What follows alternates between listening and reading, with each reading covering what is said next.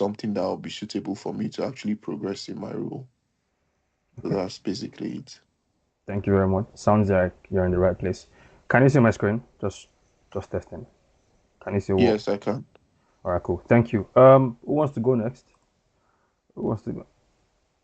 Oh, Judith is on the road. Okay, that's fine. In 4 minutes. Does any other person want to tell us their story? I mean, the first 10, 15 minutes will be for like just intros and stuff before we go into like the course proper. So does anybody else want to tell us who they are, why they're here? Yeah, maybe even learn one or two things Okay. from you. Okay. Oh yeah, yeah, Yeah, Bobo. I think I. Oh yeah, Bobo. Sorry. Yeah. Yeah. Hi guys. My name is Abel. Currently an accountant. For Deloitte. So I came across this on Twitter, and I was like, Yeah. you know what? Let me know what business analysis is all about. I have zero knowledge about it, but I just wanted to just join just to see if it suits me in any kind of way. Yep. Thank you. Sounds good. Thank you. And just to touch on that, every single course we teach at David Adi Academy is they're all beginner courses. Let me put it that way. We don't have courses that are for non-beginners as of now. So whatever course you see me or anybody related to me advertise, it's for anybody that has zero knowledge. So all our courses are from ground zero. The only requirement for any course we have at the moment is to understand English language. So that's the standard. Once you understand English language, then you can enroll for any course that we have for now. Okay. Thank you. Thank you, Oyebobo. Any other volunteers? Does any other person want to do a quick intro as to who they are, why they're here, and warn us as to how we should not waste their time? Okay, I see one of my bosses, Tolu. Let's hear from you.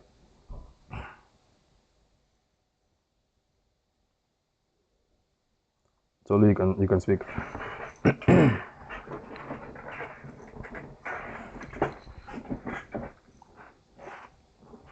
Your mic is still muted. I don't know if you're talking.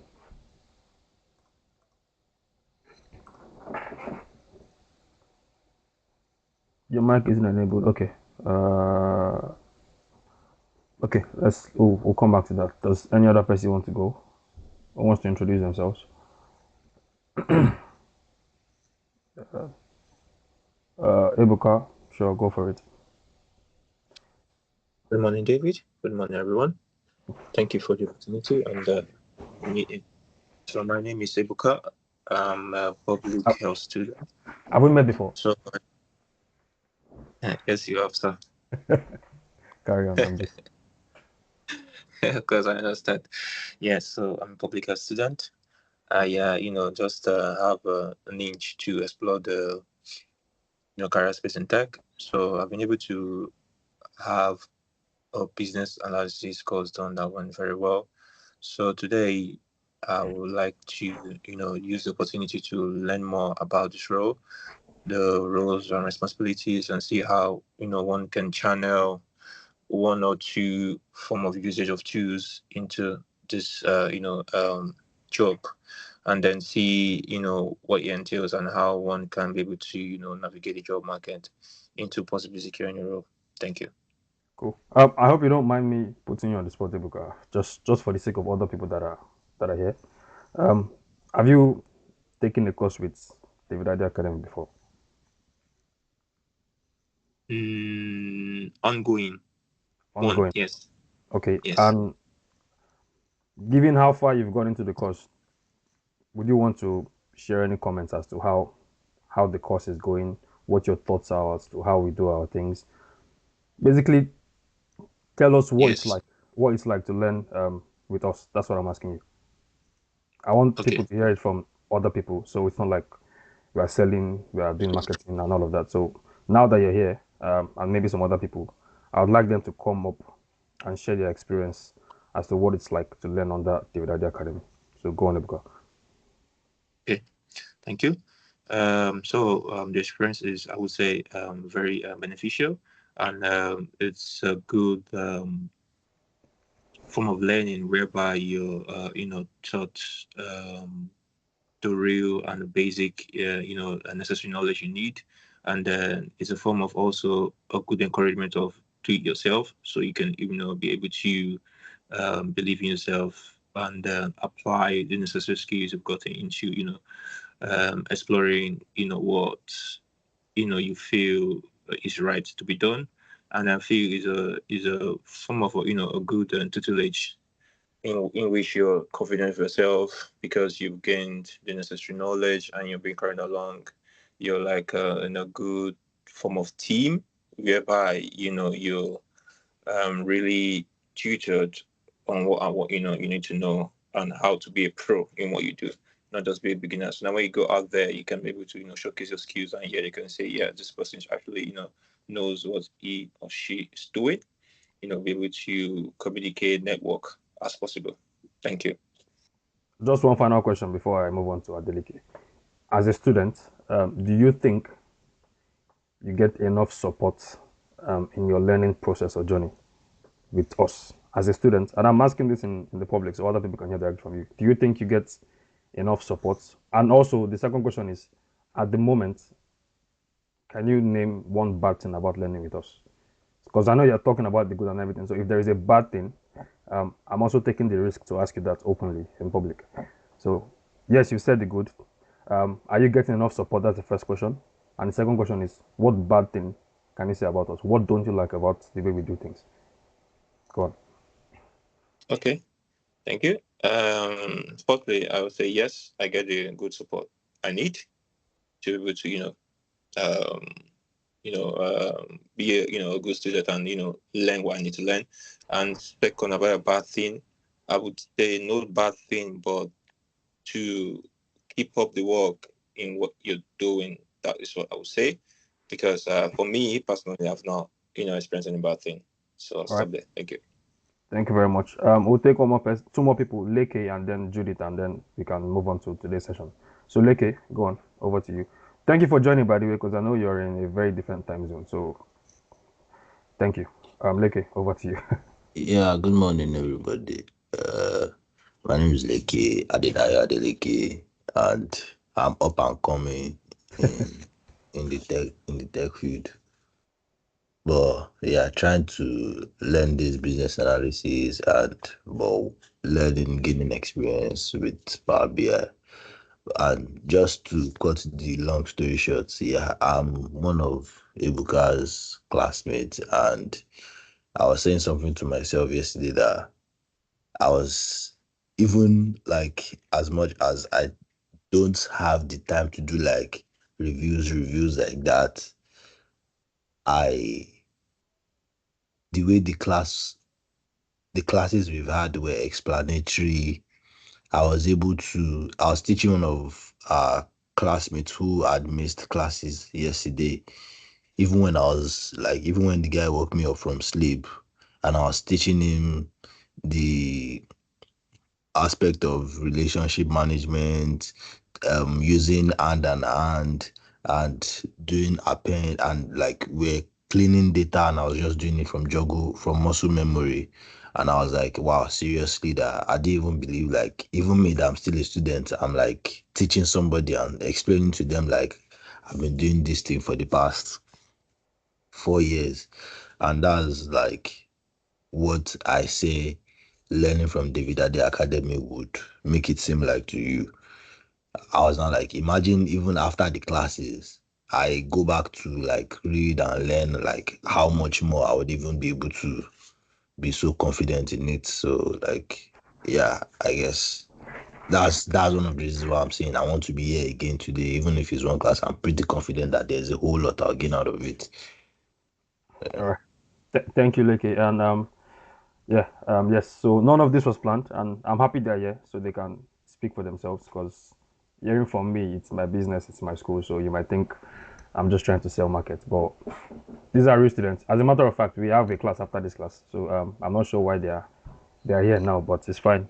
So yeah, at the core of everything we do, we genuinely care about To the students. also say, sorry to cut you short. Sorry that my voice is like this. The fact that like I know the importance of what I've been gaining. I had to wake up. Like Where I'm are you? in What's the another time where part you of are the. now? What's the It's time where like you just 6 a.m. where I am now. Okay, thank you. So All right, thank you, Lucky. Judith, you want to go for that introduction before we crack on? Yeah, good morning, everybody. Good morning. My name is Judith, and currently in Leicester. So part of the reason why I'm here is because I want to learn and I want to switch into tech. So I want to see what road that will be so good for me that I'll be able to take on and learn from David. That's why Yeah, I'm here. thank you very much. And speaking of switching into tech, I just want to say something that I know there's a lot of noise about switching to tech, tech transition, blah blah blah. And I'm not a pro tech person, just to have that on record. I work in tech, but not because I don't think any other field is worth the hassle. I stumbled into tech and that's where I am. I don't know any other thing. That's why I'm in tech. It's not because I've tried other things. So I didn't really transition. Tech is the only thing I've known my whole life. So I'm not pro tech, just to put that on paper. But the one advantage that I think it's massive with working in tech is the ability to work remotely. It's not even the money. You won't always get a tech job that will pay you 50K, 60K, 80K, and all of that, those big amounts, to be honest. But the time that a tech job can afford you when you work remotely, you can't put money to it. For example, if you're a family person, you have kids and all that, I cannot explain to you how much help you get by working remotely and how much flexibility you get by doing a job that allows you to work from anywhere. So when people talk about tech and all of the amazing things that happen with tech, I think when they limit it to money, I think they are doing a massive disservice because it's not really the money. It's the time that comes with the job that you can do so many other things with. Yeah, so that's my transition story. Not so much about the money, but the fact that you have that much time and flexibility with how to plan your day. I can't put money on that. So yeah, that's the major benefit that I would say. Okay, that will be all for introductions. I'm just going to go right into my little introduction presentation before I hand the floor over to Olufemi, who is actually the person that heads the BA course. I'm not the head of the BA course, I'm a data guy. So he heads the BA course and he's going to talk you through everything you need to know. But before he does that, I'm just going to run through some slides very quickly. And again, thank you all for joining, and I hope you get value for your time. I'm sure you will, but you'll see at the end of the course. So just a quick show as to what we are, who we are at David Adi Academy. I'm just going to use our core values to define who we are. At the core of everything that we do, at the center of everything we do, we care. You can speak to current students, you can speak to ex-students. We care about your learning, we care about your development, we care about your progress. That is a fact. Yes, we're a business. Yes, we're out to make money, but there is nothing that gives me greater satisfaction than you actually making moves in the market, in the industry, not in class. So we genuinely care about your progress as a learner, as a student, as a professional. We are professionals in what we do. We don't do anyhow things. We don't do higgy other things. You can go through the website, the communication and the things that we do, even our ads. You can see some level of professionalism. We're still a small business, we're a startup, but we try to keep it as professional as possible. In the engagements that we've had with us, in the communication, we are professionals through and through. Thirdly, we stand for quality. In terms of every single thing we do, the quality has to shine through. It's non-negotiable. In our communication, our audio, our video, our setup, our planning, every single thing we do, our content, our delivery, the quality must be there. And when you have care, professionalism, quality, then excellence is easy. So at the end of everything, we need to be excellent at whatever we do. And the ultimate proof of that excellence is when you guys that learn from us actually thrive in whatever you decide to do. So it's a very big deal for us. The journey does not end at you signing up and ending the course. No, the real success is when you leave the course, you go into the market, and you do something that we can be proud of, and that's what is going to continue to drive us. That is what we stand for. Those are the core values, and they are not going to change because truly and truly and truly, this is a school that is built on care, not necessarily money. Okay. In terms of money, if you even compare our prices to other people in the market, um, I don't think there are people that have cheaper options than us because, again, it's not really about making a fortune out of it, but we genuinely want people to break into the market. We genuinely want people to grow. We want to have success stories. The real success story is those that have done stuff in the market, not those that have completed the courses. Um, Next up, how do we go about this? What is our learning model? When you join the academy, It's a very straightforward process. As I've said before, every single course that we take is for beginners. So the only requirement for any course we have is to understand English language. When you join us, we do an onboarding and set up your learning environment. When you join the class or any class, the first thing you get is like your student email address, just as you get when you join university. So you get your first name, last name at davidaddy.tech, because everything we do is managed in Microsoft.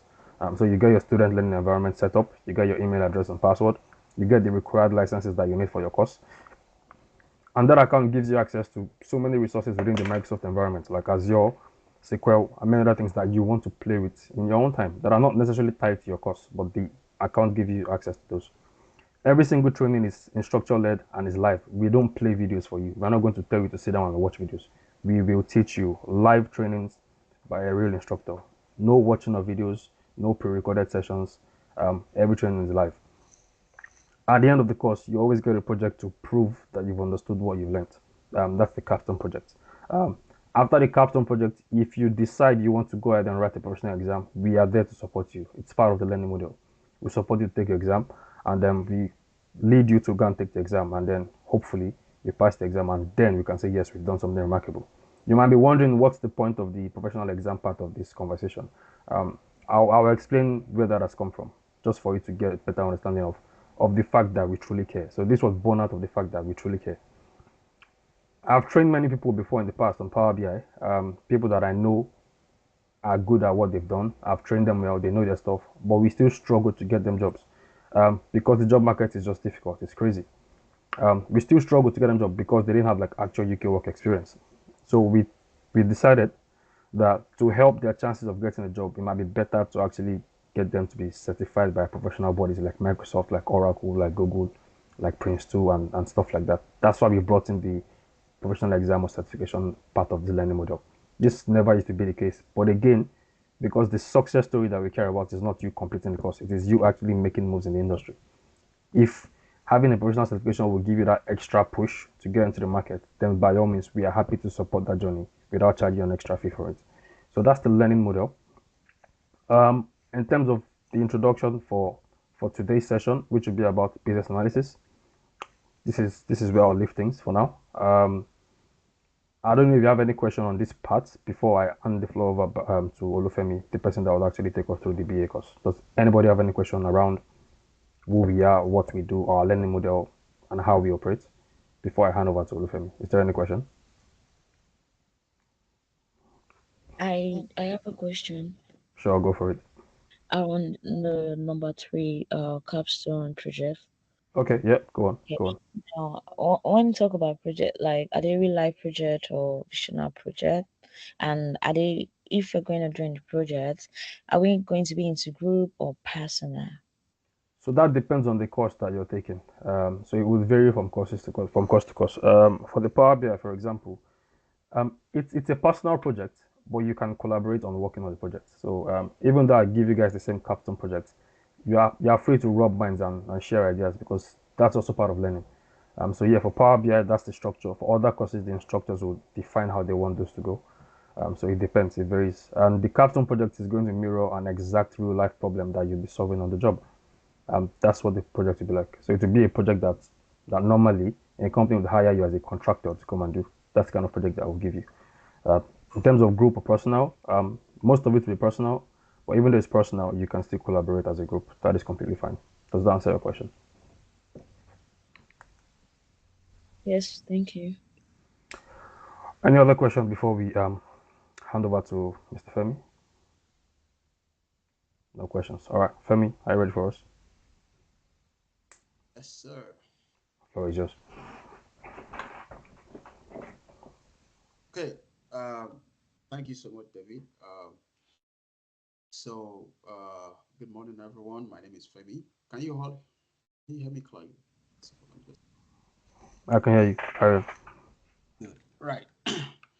So my name is Femi, and I currently work as a senior business analyst in the utilities industry, and I'm also contracting with the public sector. And so a brief information about me. I started business analysis in 2017, 2018, thereabout.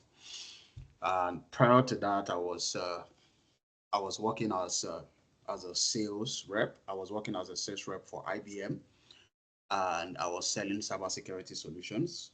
I was in Nigeria. And then I moved into business analysis in 2018, thereabout, and I started in the cybersecurity space, basically refining and specifying requirements for a lot of the solutions that have been deployed in different banks. And from there, I moved to the bank. I moved to the UK and I started working at the bank, worked with NatWest Group, and then I moved to the utilities industry, and then I started contracting. So that's been my journey. So, but a whole lot of things happened in between that I wouldn't want to bore you guys with the story. And also, what else? What else do I need to say about myself? So, in addition to that, I have quite a number of certifications, business analysis related certifications. I'm a member of quite a number of professional bodies, IBA, ISACA, what else? Quite a number of them, a lot of certifications, CBAP, Scrum Master, I have CISA, quite a number of them as well. So, but yeah, that's not the reason why we are here. So I'm just trying to give you guys a little bit information about myself and all that. So, and in addition to that, also I also authored a few research articles. I'm going to share that later if you want to get yourself busy and just look at some of the things I've written on the time past. You can take your time and go through them.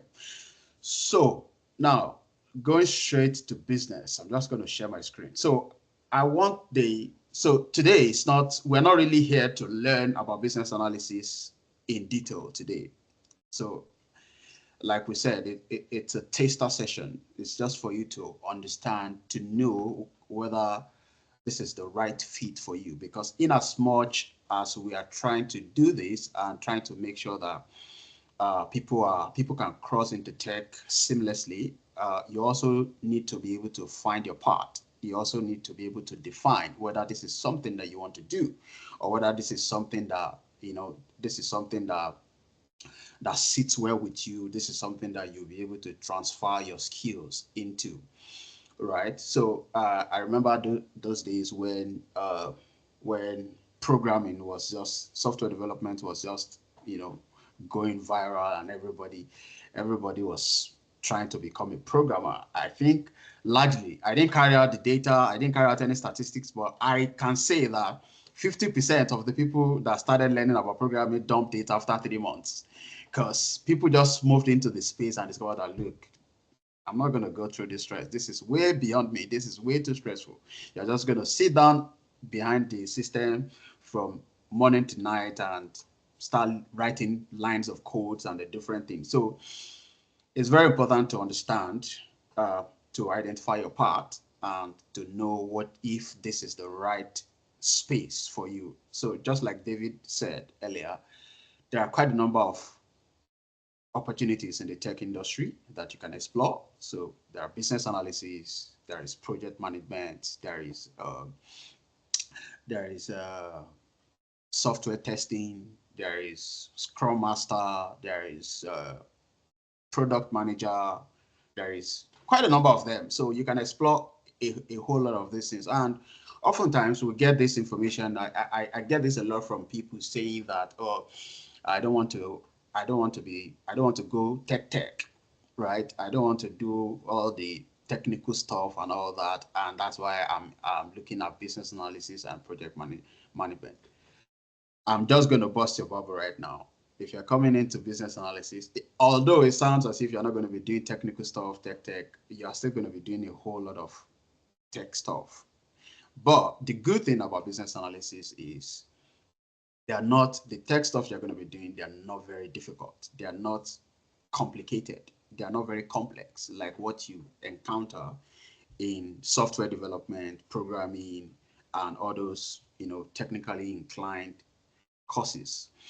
So that's a good thing. And one other thing I always say is, personally, for me, I always tell people that I've mentored in business analysis, I always tell people that everybody in this life is a business analyst and a project manager. Everybody. I'm just going to ask you a question now.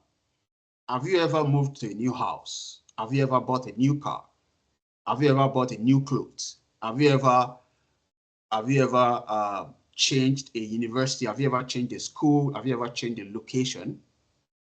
If you have done that, you're a business analyst. You're a project manager. So it's very simple and straightforward. So oftentimes, a lot of people don't understand the context behind some of these things, and it's not exactly your fault. It's not exactly a lot of people's fault, because most of these things have been clouded with English word. They've been clouded with grammar. But if you look into it, if you look into the day-to-day of a business analyst, you will see that fundamentally is pretty much what we do on our day-to-day basis, right? For instance, now I want to assume that everybody in this space has been in a position where they changed car, they changed house, they changed school. But if you have not been in that position before, can I get a thumbs up? If you have never changed school, you've never changed house, you've never changed car, you've never changed anything before, can I get a thumbs up if you have never done that before? There's no hand. So yeah, so that's just a fact about it. So the most important thing about business analysis is change. That is what a business analyst is interested in any organization, change. And this is something that you have done all your life. I'll give you instances. Now, you want to buy a new car, or probably you want to move into a new house. When I was in Nigeria, I live on the island, and if you're familiar with Ireland, you know that you look for houses based on the proximity, first of all, to VI or Lekki Phase 1, and also you also need to understand whether the place is prone to flooding during rainy season, right? So when you want to change a house, on the highland, first thing is you need to start looking for houses that are within your budget. So how much is your budget? You start specifying your budget. So you say, okay, I have 1 million or 1.2 million. I want to look for a new house. So what next? What else do you need? I need a place that is not prone to flooding. I don't want to go beyond Aja. I don't want to go beyond Ikate. I don't want to go beyond Chevron. Those are the kind of questions you're going to start asking yourself. Now, in the business analysis world, that is you gathering your requirements. And these are the kind of terms you're going to be hearing a lot when you come into the business analysis world. But if you're able to put the pieces together, you will discover that these are things that you have done, you have been doing in your day-to-day life every single day. You want to buy a new car, the first thing you start asking yourself is, what kind of car do I want? Do I want a Toyota? Do I want an Honda? And once you decide about that, do you want a 4 plugs? Do you want a 4 cylinder? Do you want a V6 engine car? Do you want a tinted light, tinted whatever it is? Do you want a smooth screen dashboard? Do you want whatever it is? This is pure business analysis, and that's the fact. It is pure business analysis. This is the same thing you're going to go into business, you're going to go into an organization to go and do. Now, I'm just going to give you a basis of what business analysis is all about in organization, right? So organizations, they are in a current situation, as similar to when you are in a current house, and then you are planning to move to a new house. So when you're in the current house and you're planning to move to a new house, you start asking yourself, what are the things you need to move yourself to that new house? What are the things you're going to be needing? That's the same thing an organization does when they're moving themselves. They want to move from one specific state to another. They start asking themselves, so what are the things we're going to be needing to get us to this particular point? Right. So now, just to clear that area first, and just make sure that you understand that the whole concept of business analysis is just grammar. It is what you do on a day-to-day basis. It is your lifestyle. Everybody, every single person, anybody can become a business analyst or a project manager. Anybody, because you've literally done business analysis all your life. The only thing is just that the grammar is now different in the business world, and then there is a little bit of methodologies here and there that's now been introduced to manage these processes. So let's just have that understanding at the back of our mind first. Now, I want us to have a very hands-on interaction here today. And basically, I know quite a number of people ask or will be asking themselves, so why do you want us to spend money to train with you? Why business analysis? What exactly are you doing this? Is it just about the money? Now, for me, I know David has touched a little bit about, why the academy is in place and why there is a need for training and all those kind of stuff. But for me, I'm not exactly a fan of training. I've never been a fan of training, but then until a couple of months ago, and I just thought that maybe it's time for me to start imparting knowledge as well. So, and there were some certain things that happened. So recently in my contracting role, I'm opportune to set up a business analysis function for an organization. And this involves recruiting six different business analysts. And so when this opportunity came up, I started recruiting people. I threw out an advert, created an advert on LinkedIn, did different things, received a whole bunch of applications from different people. And then when I started carrying out the interviews, I started speaking to people, and then I see the disconnection between what people understand as business analysis and how they are able to defend or talk about it when they get interviews. But don't get me wrong, there is this aspect of pressure in interviews or stage fright and all this kind of stuff. But then a lot of people have understanding of business analysis, but talking about it is then another different game entirely. So I started thinking to myself, well, maybe this is the right time to start impacting knowledge and start giving back and start talking to people and start training people on business analysis as well. But now, why business analysis?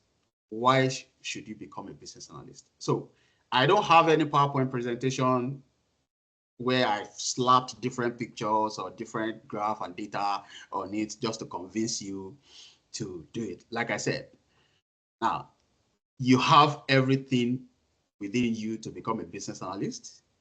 I can assure you, if you choose to, you're going to make a whole lot of money. And so since you know these two things, I don't think we even need to convince you to register and become a business analyst. Now we're going to get to that point where I'm going to show you what exactly you can expect, what you can get, right? And so I will show you. So like I said, there is no slapped PowerPoint slides anywhere. We're going to be doing it hands-on. We'll go to the internet ourselves right now. We'll go and check how many business analyst roles are actually out there. So we're not trying to cajole you or trying to manipulate you to become a business analyst or to join the training or whatever. The numbers actually speak for themselves. I'm sure David is going to be very happy now that I'm talking about numbers, because he's a data person, and I'm sure they like hearing about numbers. So we're going to go into the website right now and look at the numbers out there. What are the things that are out there? So let's go. First of all, I have this one open here, right? So UK shortage occupation list for 2024.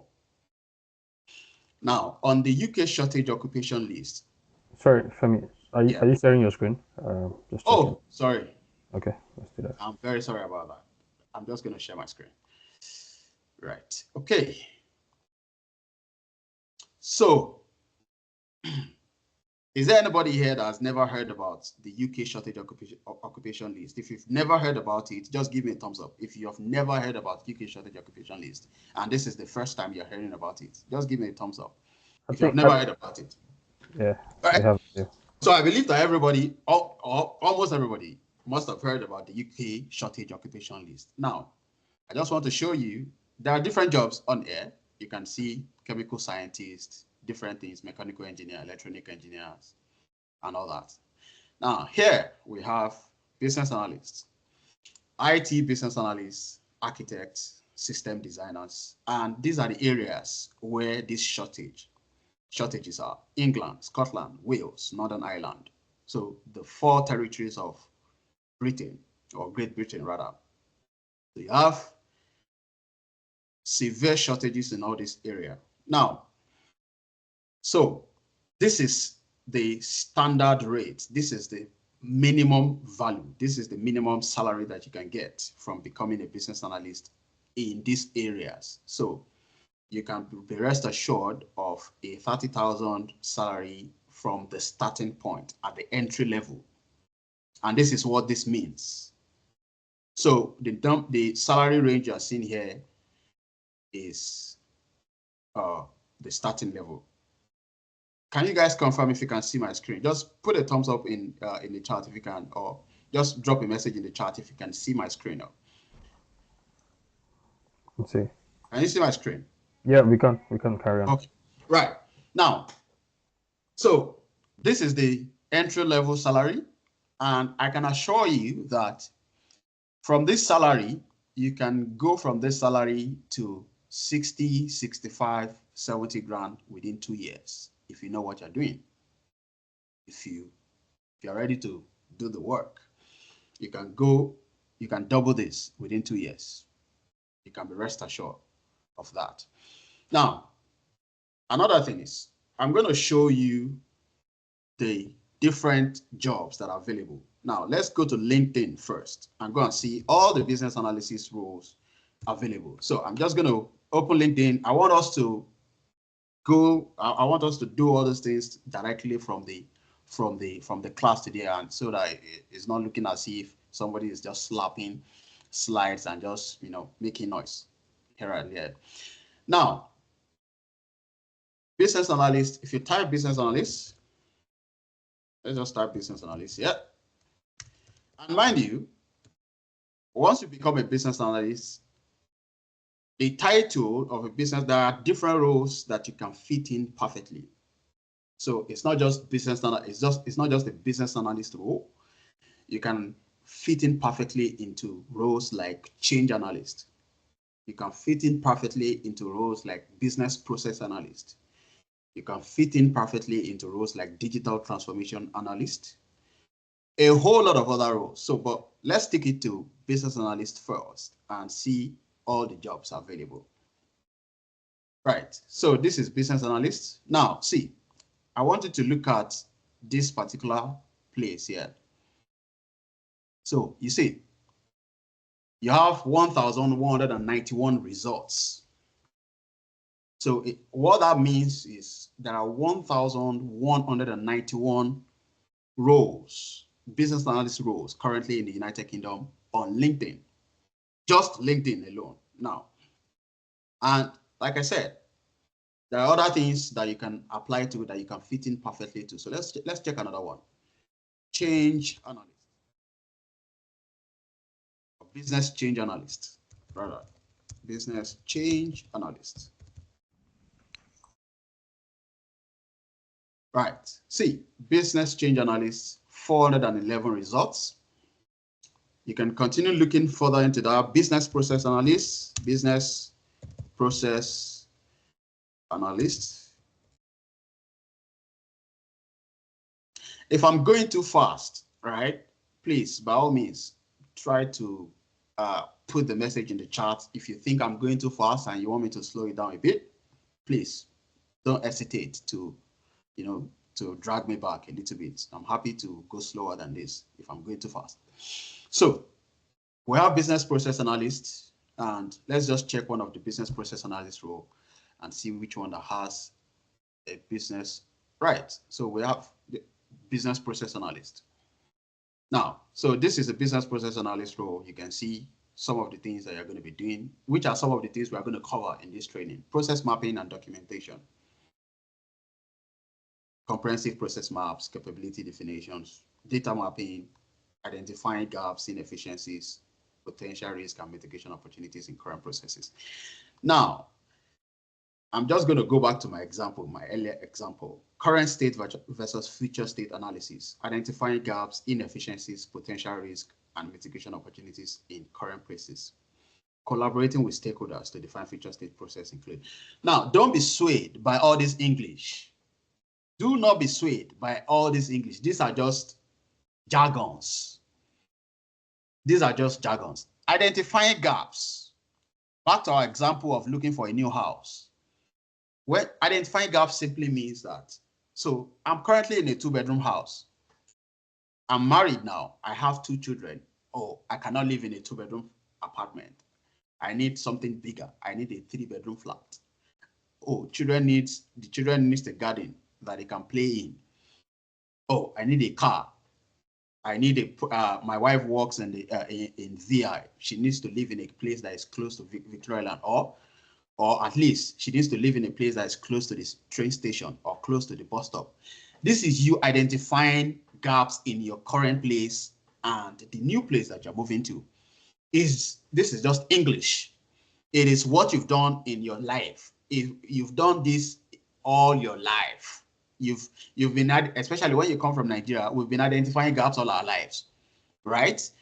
Moving from Nigeria to the UK, you identified gaps. So what exactly is wrong with Nigeria? What exactly are you not comfortable with in Nigeria currently?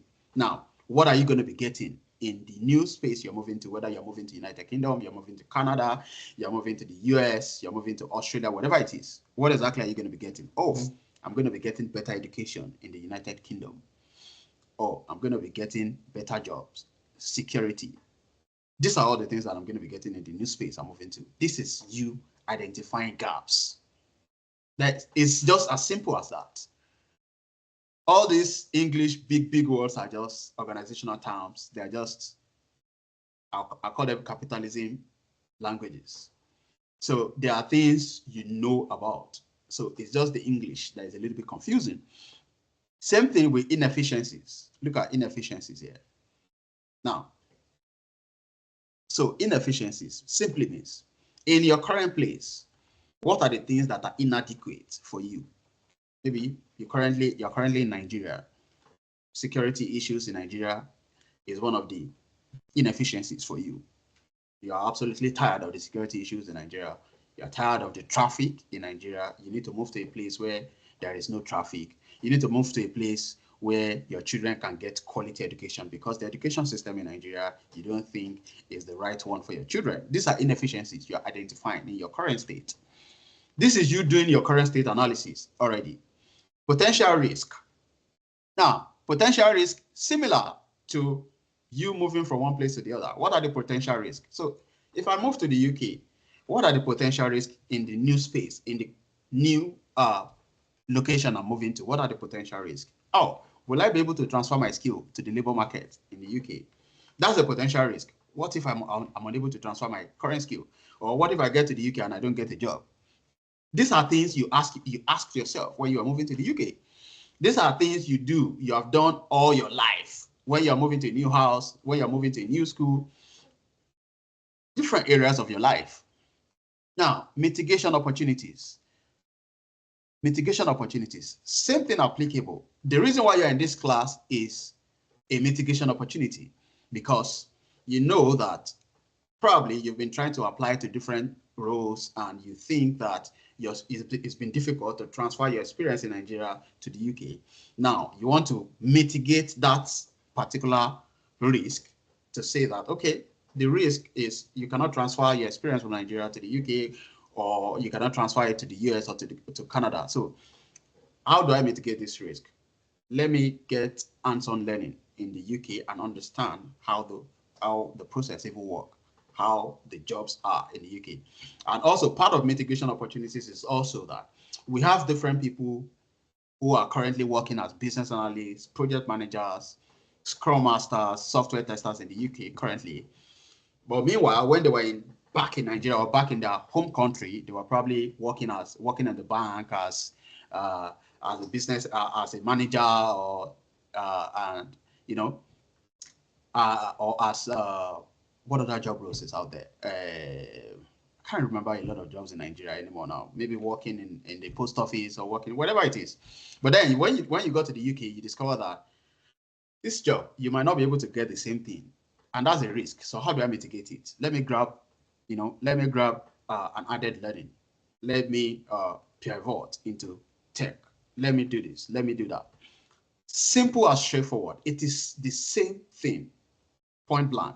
There is nothing different in business analysis. The only thing is when you get to an organization, this time you're not doing it.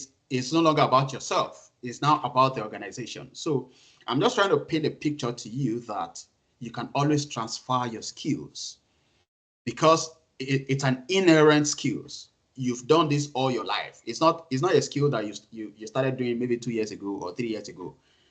For me personally, I think I've been doing business analysis since I was 2 or 3 years old. Because going by this ideology, I think I've done a whole lot of these things since I was very young. Now, collaborating with stakeholders. Let's go to the next one so that we understand how all these things are not exactly, they're just big words and big languages, big terminologies. They're not exactly, they're not different from what you've done. Collaborating with stakeholders to define your future state. Now, a perfect example that I have for this is you are looking for a house in Lagos. You want to move from one place to the other. Your first person, the first stakeholder that's going to come to your mind, I want somebody to just drop in the chat the first person that comes to your mind when you're looking to move to another apartment. Just drop that in the chat. I'm waiting. Let me see. Mr. David, can they drop in the chat? Can they write in the chat room? Yes, the chat is enabled, so they should be able to type.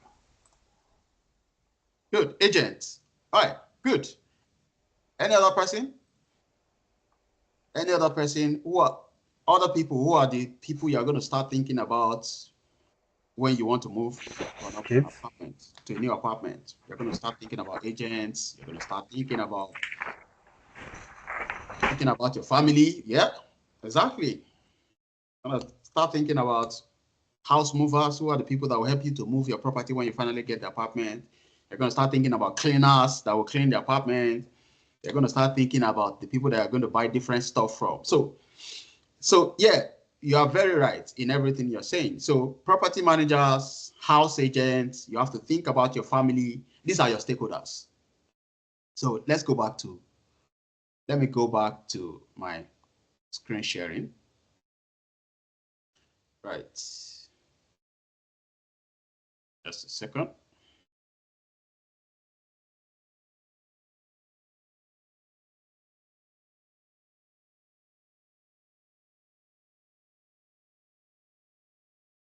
Okay, so can you all see my screen now? Yeah, good. Now, collaborating with your stakeholders to define your future state processes, including the benefit analysis and success criteria. These are just big English words. Grammar everywhere. It is nothing different from you moving to a new house. You are looking at your stakeholders. So first of all, now when you talk about stakeholders, a very simple definition of stakeholders is, so for this change that you're trying to implement, you're moving from one house to the other. Who are the people that will help you deliver this change? And who are the people that will be impacted by the change? So now you want to start identifying the people that will help you deliver your movement from your old house to the new house. Now, on the side of the people that will help you deliver this movement, you will think about the agents. You will think about cleaners. You will think about carpenters that are going to help you do some furnitures and other stuff. You will think about house movers. You think about different people. Same thing if you're buying a house or if you're building a house and you're moving to a new house or you want to build a house, you start thinking about the bricklayers, you start thinking about the carpentry work, you start thinking about the surveyors, you start thinking about different things. You even start thinking about monile because you're buying a land, especially in Lagos or in Nigeria. apologies for people that are not from Nigeria. If there is anybody that is not from Nigeria here, I'm referring to Nigeria a lot, and I understand. But so apologies if you cannot relate. I'm so sorry about that. So I'll try as much as possible to reduce that. But anyways, you understand you understand what I'm trying to say. So I'm just trying to bust the bubbles of a whole lot of these grammatical languages that are confusing to a whole lot of people.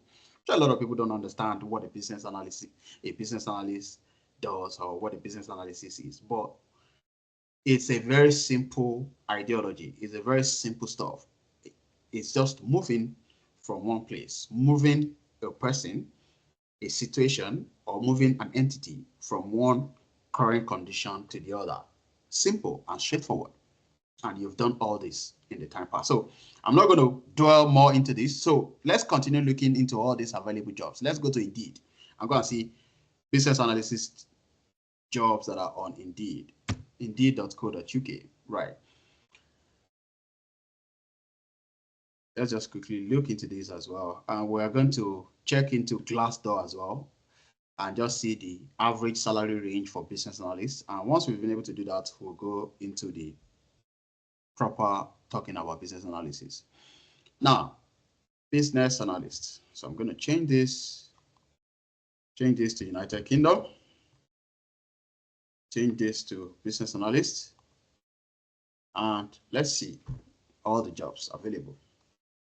Now, take a note, look at here. Can we all see? There are 1,000 plus business analyst roles in the United Kingdom that is currently being advertised on Indeed. Group business information analysts, business analysts, business analysts, business analysts, business data analysts. So you guys that are doing data, that are currently doing Power BI data, this might be of interest to you. You are a perfect fit for this kind of role. Femi, just to chip in a bit, can you scroll up? Scroll up a bit. Scroll up. So yeah, that business intelligence. Yeah, business intelligence. Yeah. So that's a Power BI role, by the way, for those of you that are just wondering. So the BI in Power BI is business intelligence. So anywhere you see business intelligence, that's a Power BI role. For those of you that are currently learning Power BI or it has ever crossed your mind, can you see the salary range there? And it's real, and it's fully remote as well. Yep. It's fully remote as well. So this is a salary range. Yep. These are live roles, and this is actually what the market says. This is what the industry is saying. It's not a lie. Exactly. It's the job that I do, so I know that the demand is insane. But just to make you guys know, anywhere you see business intelligence, that's BI. So the BI in Power BI stands for business intelligence. Thank you. You can carry. True. So this is the reason why I wanted us to do this live, so that you see firsthand yourself reason why you are missing out. Right now, first of all, we've been able to paint the picture that there is a very severe skill shortage of roles like this, of business analysts. Now, a lot of these jobs, we can even take it a step further and start looking at how long some of these jobs have been advertised. Sometimes you see these jobs advertised for 30 days. I'll give you an instance. There is a particular role that we're currently recruiting for in the job I'm currently contracting with, and it's been on. The advertisement has been on for more than 60 days. Just one applicant. One applicant. So there is a severe skills shortage in the UK. So you just need to be able to plug the gaps and know what exactly is needed. What do you need to do? And this is where we come in to tell you, to show you what you need to do to plug yourself into these gaps and, move from whatever it is you're doing currently into technology. Right. So business data analyst, market analyst. Mind you, forget all this market analysts and all those things. These are business analysts. Okay, you can see it. Market or business analyst professional with at least 5+ years of experience. Forget about 5+ years of experience and all those things that are written in all these things. At the end of the day, the two things that will work for you is yourself and your CV. So once you have your CV and you're able to get yourself to an interview, go and blow them away. Nobody cares about 5 years experience, 5+ years experience.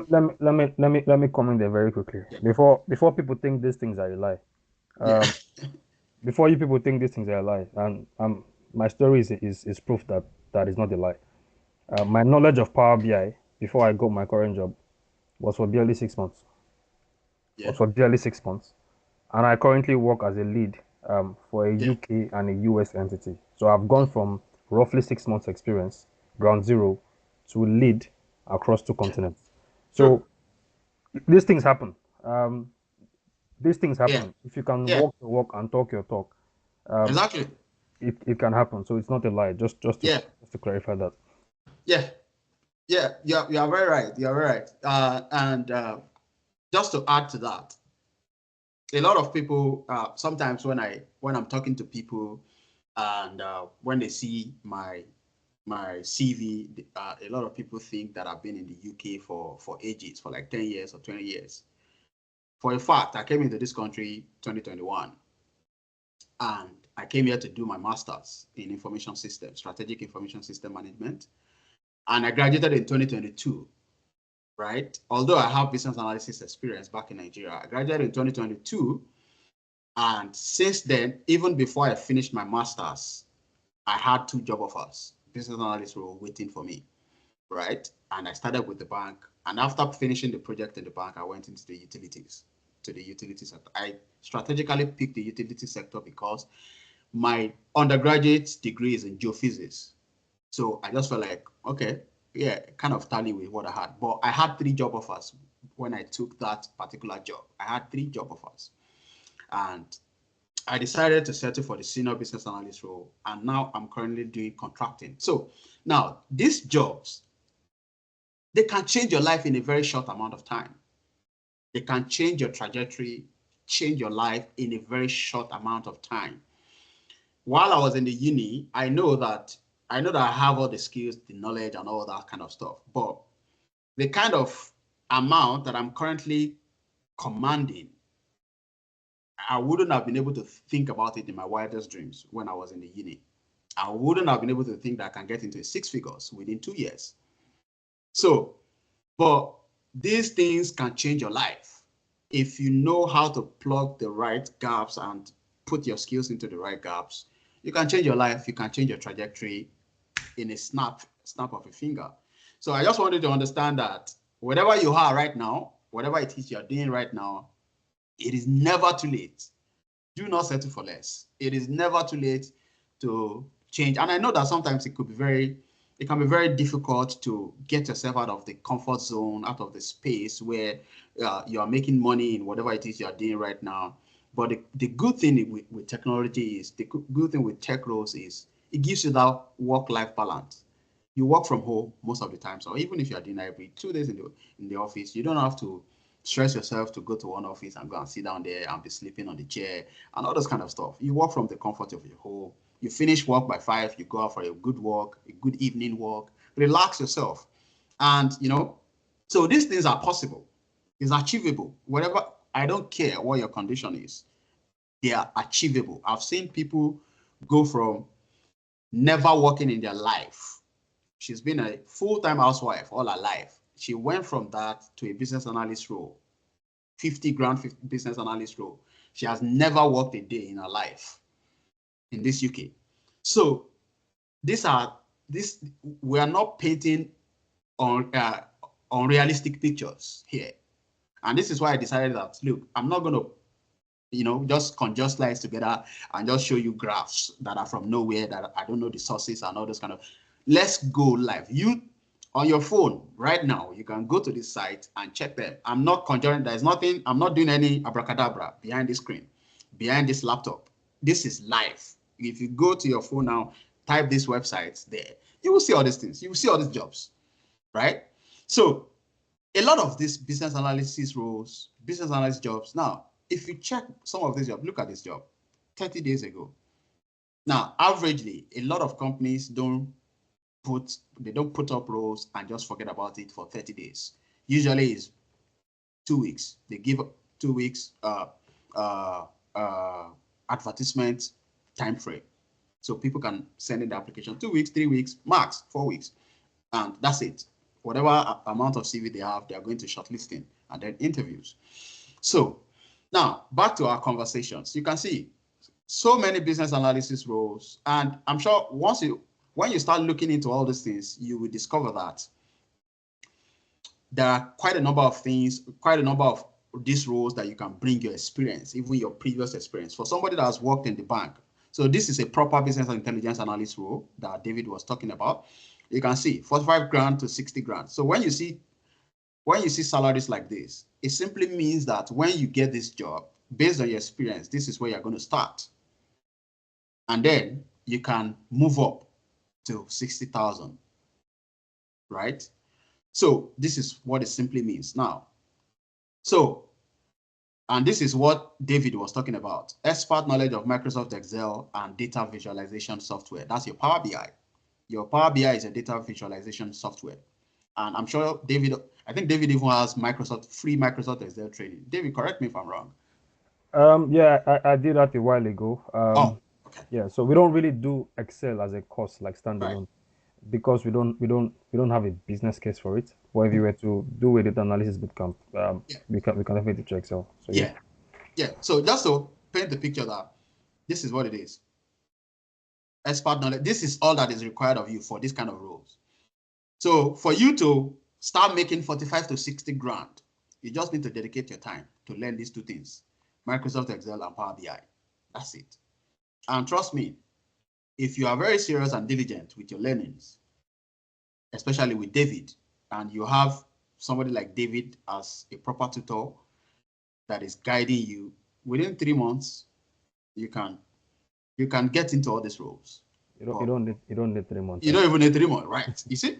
So I'm even shooting far beyond the ceiling. So, so I'm just trying to paint a picture to you guys that it is doable.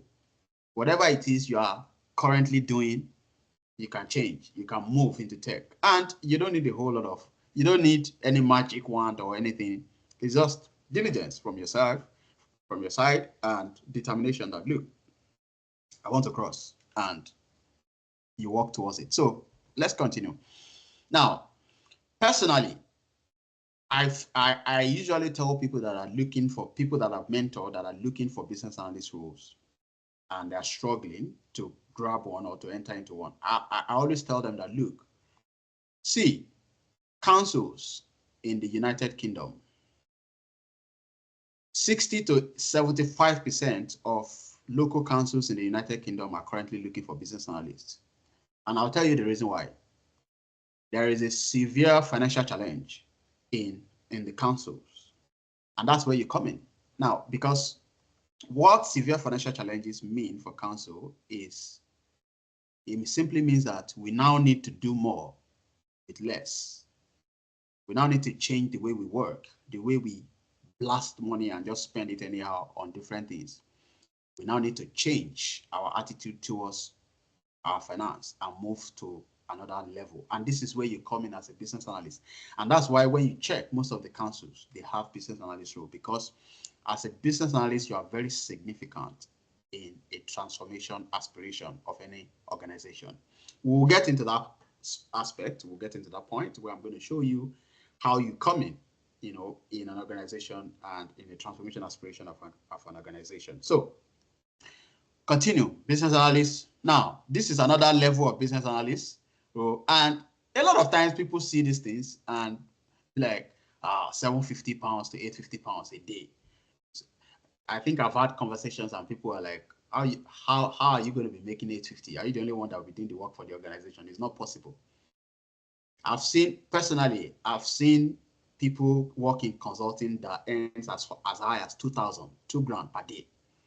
So what you take home in a month, some people take that home in a day. And these are regular, very basic and regular people. Let me chip in something there. Okay. Yeah. So it's very easy to think that for someone to earn 850 or 750 a day, then it means you're a super genius or you have so much experience. The simple truth is you don't. You don't. The guys that are doing these jobs, I promise you, I have worked closely with them. Yeah. They are not there. They're nothing special. They don't have like the craziest of knowledge. They are still learning. Yeah. So sometimes when you see these amounts and they scare you, don't let them scare you, because I promise you, having worked with them closely, they are not there yet. They are still learning. They are still on their journey. So don't think it's impossible. True. It's out of reach. It's absolutely not, and that is a fact. 100%. It is not. It is not within reach. I'm telling you, it is something that you can earn yourself. So that's all about it. Now, on Indeed, you can take your time, go and look into Indeed, spend some time on it, and help yourself. Read a lot about the different business analyst roles and see some of the things. Look out for the soft skills. Don't look into the technical. Don't look so much into the technical requirements that they're asking. Look into the soft skills and see if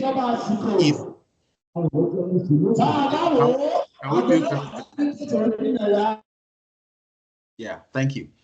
So now just look into some of the soft skills that they are requiring and see how some of those skills, if you have those transferable skills, that will place you in that particular space. So we can go on and on and on and on looking at business analyst roles. I'm sure we're not going to leave here today. There are so many of them. So just one last stop before we go. Let's go to Glassdoor and go and see the salary rate today. Proper. Glassdoor. So business analyst salaries in UK. Glassdoor. Right. So I'm happy that we are seeing this thing. So if I tell somebody that you can make 48 grand, 50 grand, and you can get up to 60 to 70 grand, 75 grand in a year, or in 2 years, or in 3 years, or you can earn up to 50 grand as a business analyst averagely. Some people will think that you just want to sell your training, and that's what you're just cajoling.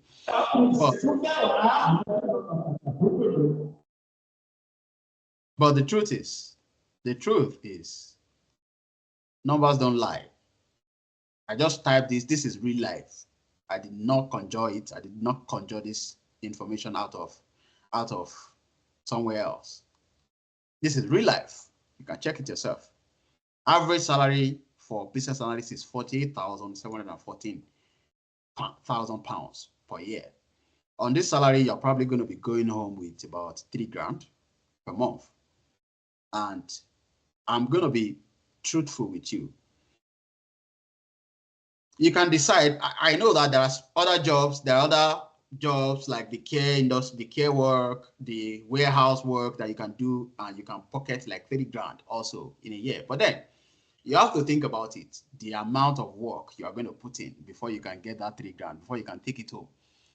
I know some people that work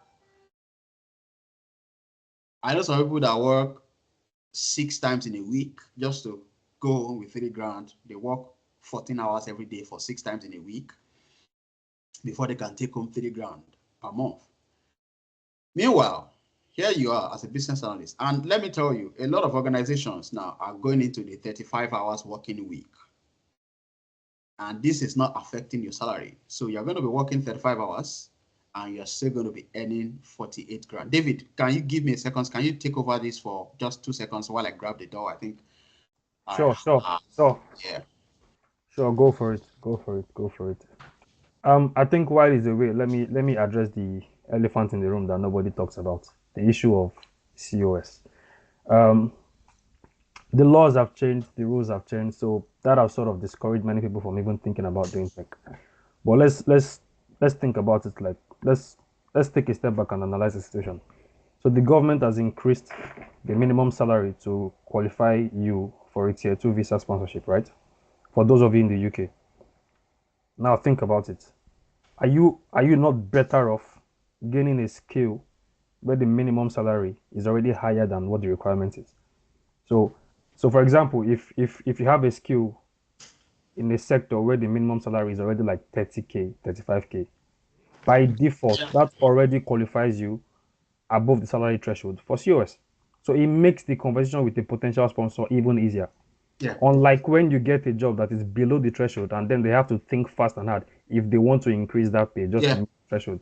So if you think about it, if you're already in the right skill sets, already the salary conversation barrier is out of the way because you're already on the job that already meets that requirement. So the question is, if they have a license, will they be willing to go ahead? It's much easier to have the conversation than when you're coming for a very low entry point job, and then the gap between the salary they're offering and what the government requires is actually wide. So that's the elephant in the room. But then again, I don't think many of us are looking at it the right way.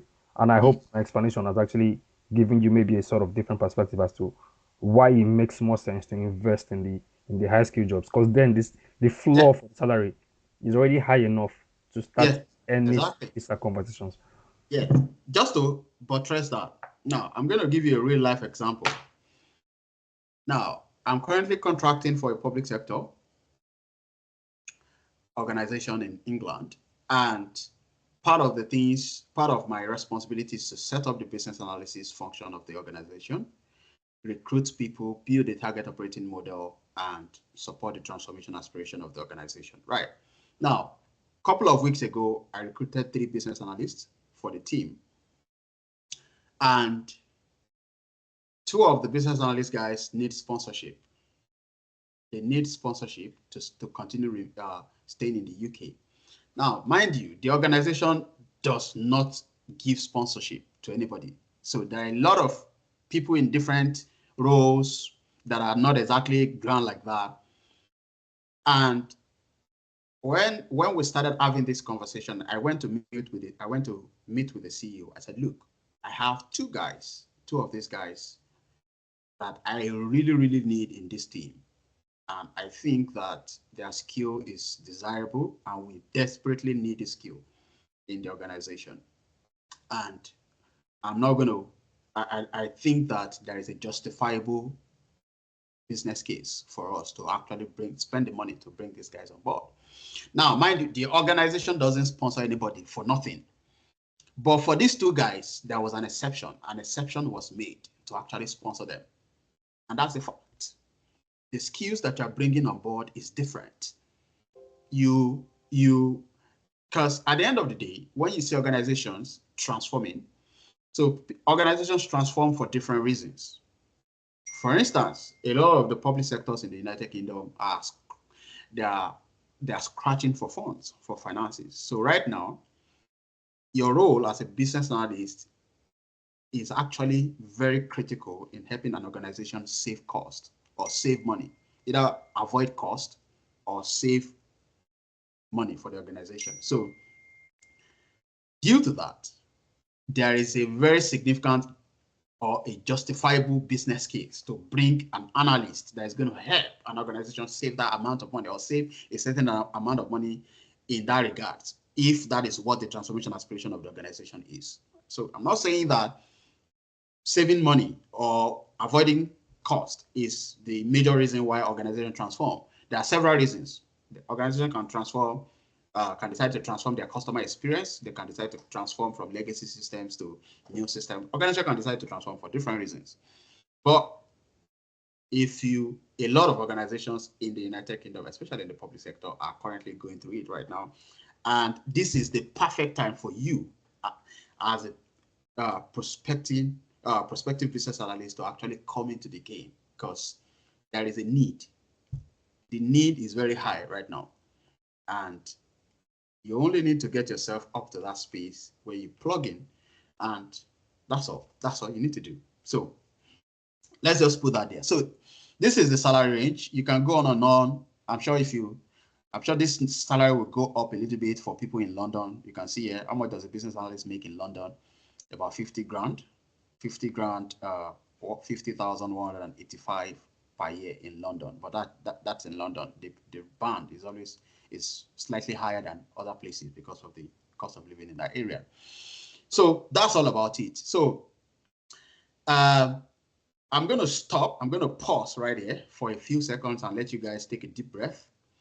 I don't want to overbore you with a whole lot of these numbers and all that stuff. So let's take a deep breath. Now, with all these things that you have seen, before we go into the next part of this session, where we're going to go a little bit into the surface level of business analysis, I will tell you what's the role of a business analyst. Where does a business analyst come in the project, in an organization?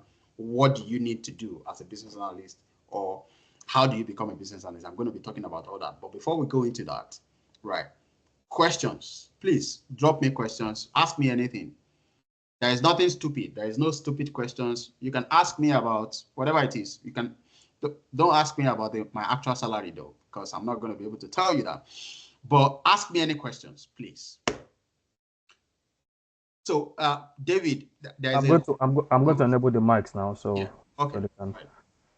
So I'll call the names and then we just keep you organized. Lillian, you can unmute your mic and ask. Hi, Olufemi, thanks a lot for the class. It was really, really amazing. I have a question. What did you say? Hi. You can hear her? Can Lillian, hold on. I can hear you, Lillian. Hold on. I think Femi's network has a problem. So let's chill for a bit. Femi, are you back? Oh, yeah, I can hear you. Okay, Lillian, you can go again. Sorry. Hi, Femi, thanks a lot for the class. It was really informative. I've got a question to ask though. When you were talking about the salary for when you say average salary for people living in London that want to become business analysts, is that like the entry role? Is that like the entry salary point, or is that like the median salary point? Because I'm considering switching from one field to another field, and if I'm going to do that switch, it has to be worth it. It has to be like way more than what I'm currently earning. So that's why I'm asking that. And she's currently earning a lot, by the way. So go on. I am not earning a lot, David. Right. So thank you so much for the question, Lillian. So for me, I think that's not the entry level, but because for real, I'm not going to lie to you. I've seen salaries that are way lower than that as well, but also I've seen salaries that are way higher than that. So I'm assuming that that's the median salary. But then, mind you, salaries are based on how you can prove yourself. They're based on what are the already existing skills you have. You're already earning this amount, a certain amount of money. So I'm assuming that you have a certain amount of skills already. Now, for you now, I don't know the area, I don't know the domain that you're currently operating in, but if you look for business analyst roles that are similar to the domain you're currently operating in, you can command a very high salary. For a fact, I'm going to give you an instance. I'm going to give you an example. So, for instance, somebody that is already in procurement, that's currently working in procurement, but wants to, transition into a business analyst role, but you're currently working in procurement, you work with SAP, or somebody that was working in customer service that works with Salesforce, that knows how to use Microsoft Dynamics 365 and all those kind of stuff. You know all those customer relationship tools and applications, how to use them properly to a good administrative level. Now, if you are transitioning to a business analyst, trust me, you can get a job that with salary that is as high as 65, 70 grand, 75, because you have that domain expertise. Now, the reason why is sometimes organizations want to move from a legacy CRM system to Salesforce or to any other CRM system. And they are going to be looking for business analysts that will come and help them define and specify their requirements. So they want somebody that has that domain expertise, that domain experience. For somebody like you, that is just that just transition into business analyst, but because of that domain expertise that you have, you can command a higher than the median salary. You can comfortably apply to a 60K, 65, 70K role that requires a domain expertise. So that's that about it. But to be fair, there are quite a number of business analyst roles that are way, way lesser than that as well. But like I said, it depends on your experience. It depends on your skills, your transferable skills, the skills you're bringing on board. Right. So I hope that answers your questions. Yes, it does. Thank you very much. Judith, over to you. Yeah. Thank you for your explanation so far. So, listening to everything you said, now as a baby, let me say as a beginner, that someone that never had any experience, no expertise at all. Now you mentioned I think some type of being a BA. Now So if you are done with training and let's say you want to go and start applying for job online, so Yeah. are you going to look for a specific area? Like you mentioned products and product and others. So are you going to, or as a BA, you should be able to Yeah. do all of them? No. So a lot of times, jack of all trades, master of none. Now, a lot of times there are several people try to know everything at once. There is nobody in this life that got to this point where they know everything uh, from the scratch. So the only way you can be a master of the different areas of business analysis is by job hopping. So you work in this particular business analyst role, you did some implementations, or you work on some certain change roles in this place where you are migrating from legacy CRM system to a new one. Then you move to another organization, and in this organization, they are focused more on the people, on changing how the people work, changing the mindset of the people, so changing their processes. Or you go to and then you go to another organization, you discover that what these people are working on is actually about their recruitment. They just want to improve their recruitment processes. They are moving from one applicant tracking system to another applicant tracking system. This is how you build expertise across areas. There is nobody that started from the scratch and understands everything.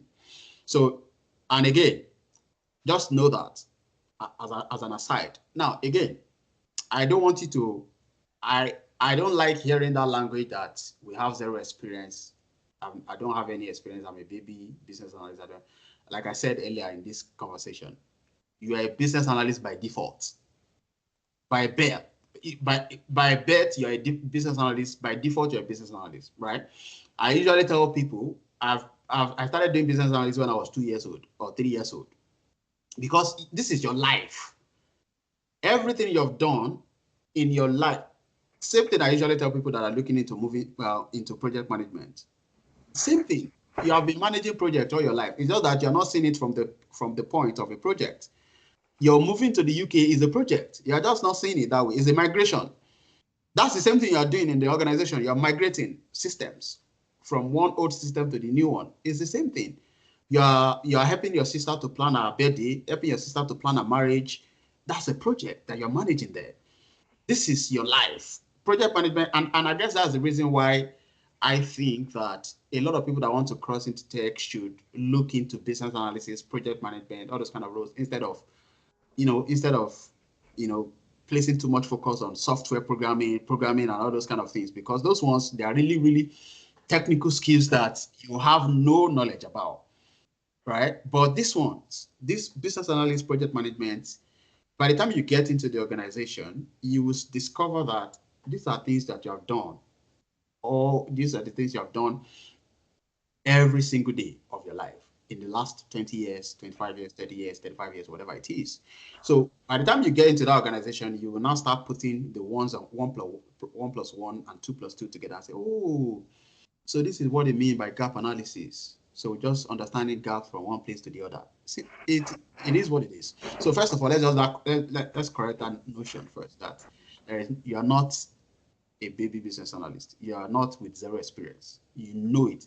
You just don't know that you know it. You just don't know that you know it because the grammars are confusing you, and which is the reason why you are here. The reason why you are here is to bust the myths about all the English, all the grammars that are covered in business analysis. By the time we get into the nitty-gritty of this business analysis and we start, looking at all the methodologies, you will discover that, wow, I've been doing all this. I know about these things now. It's just the English that is confusing you. So see yourself in that space first, and it's going to help you. Now, to your question. So it depends on you. So you are moving into business analyst, just like you've said, you're a baby business analyst, but have you worked in any kind of role before? Have you worked in the bank? Have you worked in post office? Have you worked in the school? Have you worked in customer facing roles or customer call center? So these are the things you need to look first. So you might want to start looking at, so for instance, if you have worked in the school, You can start looking at schools that are looking, or organizations that are looking to implement school management portals or school management systems or all those kind of things. Because as a matter of fact, you're a subject matter expert in that field. And these are the kind of persons, if you're able to, you just need small business analyst knowledge, you are going to be top, one of the top candidates because of that subject matter expertise that you have in that field. Same thing applicable to somebody that has been in a call center before, that worked as a contact center, because you know how to use all the systems already. So it's very easy for somebody that's been using a particular system before, that understands how the whole contact center arrangement works and everything. It's very easy for you to get into that space and then help them build the requirement, help them refine the requirement, because you understand the requirement, right? So it's almost as if you are a subject matter expert yourself. You're a stakeholder yourself, right? So I think that, David, I think there's quite a number of messages. So Yes, Judy, this is what I'm just trying to say. Does that answer your question?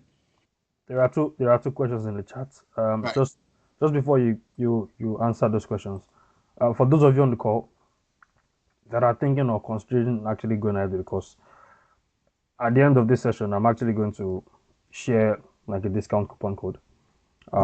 So don't run anywhere. Stay tuned. No, you don't want to run, because we've not gotten to the main meat of the session today. We're going to be busting. We're going to be busting a whole lot of meat about business analysis, and I'm sure that by the end of it, you are going to understand what I've been saying, that you've done a whole lot of the work before in your time past, in your last 20 years or 30 years. It's just going to be a very surface level information, so it's nothing too deep and technical. All right, cool. Yeah, so the questions are in the chat. I'm sure you can see them. So first question, right? I'm very conscious of time now. I think we have about 1 hour left, right? So I'm sorry, I can't talk because of my career. Okay, my question is for someone that has background in IT sales and marketing. What are the aspects of business analysis you can advise? There is no aspect of business analysis. IT sales and marketing, I'm going to be point blank with you. If you've been in sales before, you are a perfect person for business analysis. And I'm going to tell you why. Obviously, I was a salesperson, so you understand that I know what I'm talking about. Now, as a salesperson, what do? When you're trying to sell a new solution, you're information technology salesperson, so I'm assuming that you're selling software, right? So you're trying to sell a new software to an organization. The first thing you need to do is to start understanding the different people you need to talk to, gathering your stakeholders. The different people you need to talk to are, you need to talk to the CFO, you need to talk to the head of IT, you need to talk to the person that's going to be using the system. First, you need to start understanding those people you're going to talk to. Secondly, you want to schedule a meeting with some of these people you're talking to understand what is the current solution you're using. For instance, you want the organization to change the applicant tracking system. Meanwhile, the organization has an existing applicant tracking system. So you need to schedule a meeting with this person to actually understand what exactly are they not getting from their current system. How is their needs not currently being met by the current system? And then once you're able to understand that, then you want to start saying that, oh, look, I have one solution that I'm selling, is going to help you cover all these gaps, all these inefficiencies that your current system cannot provide. That is sales, pretty much. You're trying to sell your own solution above another solution that is already in existence. You want them to ditch whatever it is they have currently and buy whatever it is you are selling to them. And that is pure business analysis, right? That is pure business analysis. As a matter of fact, that is what they call gap analysis in business analysis, right? So you are identifying current state of a solution, of a system, and saying that if you come with me, if you buy my solution, this is the future state. This is what we're going to deliver to you. This is what you're going to enjoy, which is something you're currently not enjoying in this solution. So you're a pure business analyst. You can fit into anywhere. So there is no aspect of business analysis that you cannot fit into. You just need the training to understand all the jargons. That's it. So I hope that answers the question. Please let me know if that does not answer your question, and I'm happy to touch over it again. And again, second question, for someone with product sales background between business analysis and product management, which would you advise? Product sales background, same thing. You're a salesperson. Salesperson, you are a natural business analyst, right? You are a natural business analyst. Now, you can start with business analysis and move to product management. As a matter of fact, if you go online, you will see some hybrid roles, business analyst and product management, right? You will see them, product owner and business analyst roles, business analyst and product manager roles. You will see them online. But product manager might be slightly different from business analysis, but that's not why we're here today. But as a salesperson, as a product salesperson, you are a business analyst by default. You are a natural in that space. So my recommendation would be business analysis. But then, if you think that product management is, if you think that you're more suitable for product management, so I think the only difference between business analysis and product management is business analysis is people focused.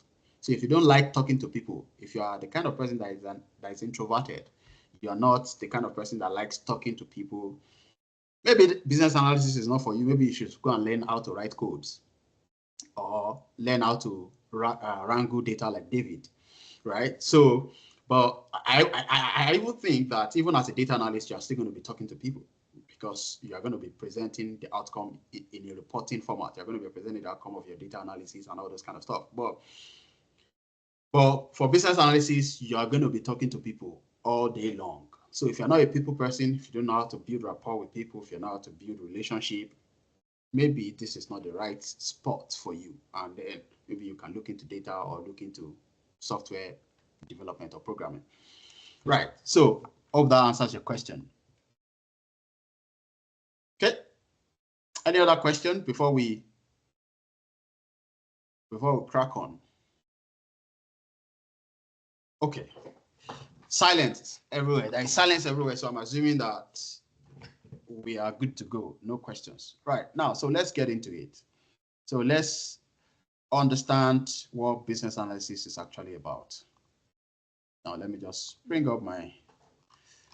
Right. So I'm just going to touch on the fundamentals, surface level, nothing serious, nothing confusing, because the plan of today is not to confuse you, rather is to give you a taste of what is to come and what you can expect from the training. So briefly, what we're going to be talking about in the next 30 to 45 minutes is introducing you to the concept of business analysis and the business analyst, overview of business analysis. Now, overview of lean management. Now, we might not go deep into this. Now, this is an extra module that we decided to add into this training.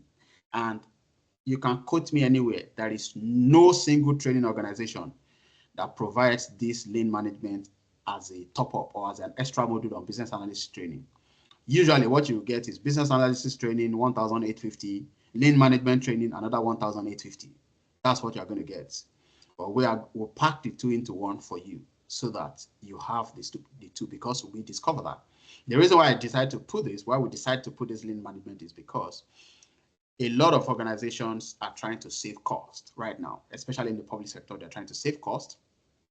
And the lean management toolkit is one of the best ways to remove waste in an organizational processes, which ends at the end of the day, helps them to save cost or to avoid unnecessary costs and still deliver optimum value to the customer. So we're going to be touching on that briefly, but then we're going to go in depth into it in the training over the next couple of weeks.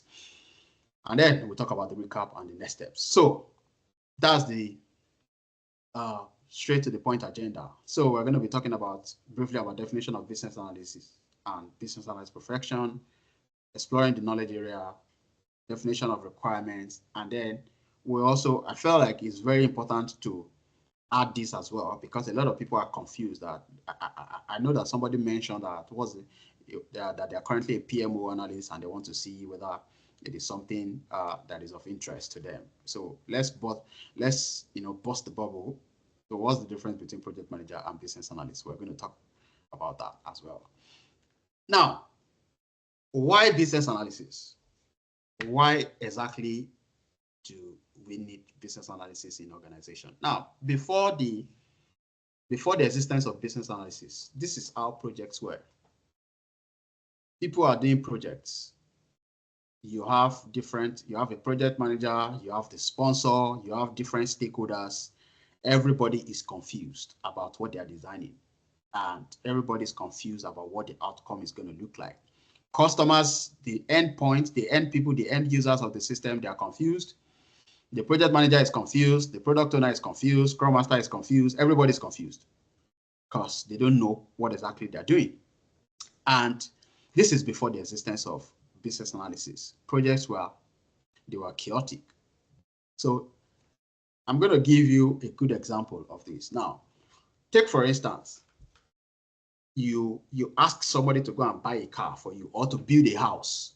So you ask a developer to build a house for you, right? And you decided not to give the developer any requirements. So you just told the developer, okay, go and build me a 4-bed. You didn't even tell them, go and build me a 4-bedroom house. Okay, go and build me a house. You just told the developer, go and build me a house. You did not see anything. No other information was given. Now, the chances are that the developer will probably build a 1-bed, a 2-bed, a 3-bed, or a 4-bed, or a 5-bed, or can even go ahead and build a 13-bed, or even build a studio apartment. Now, secondly, the developer might decide to build a house that the sitting room is very small, the bedrooms are very big, or the bedrooms are very small, the sitting room is very big, or the kitchen is in the bedroom while the toilet is in the sitting room. You know, those kind of chaos is what has been in existence before the concept of business analysis. And now, later on, a lot of work was being done.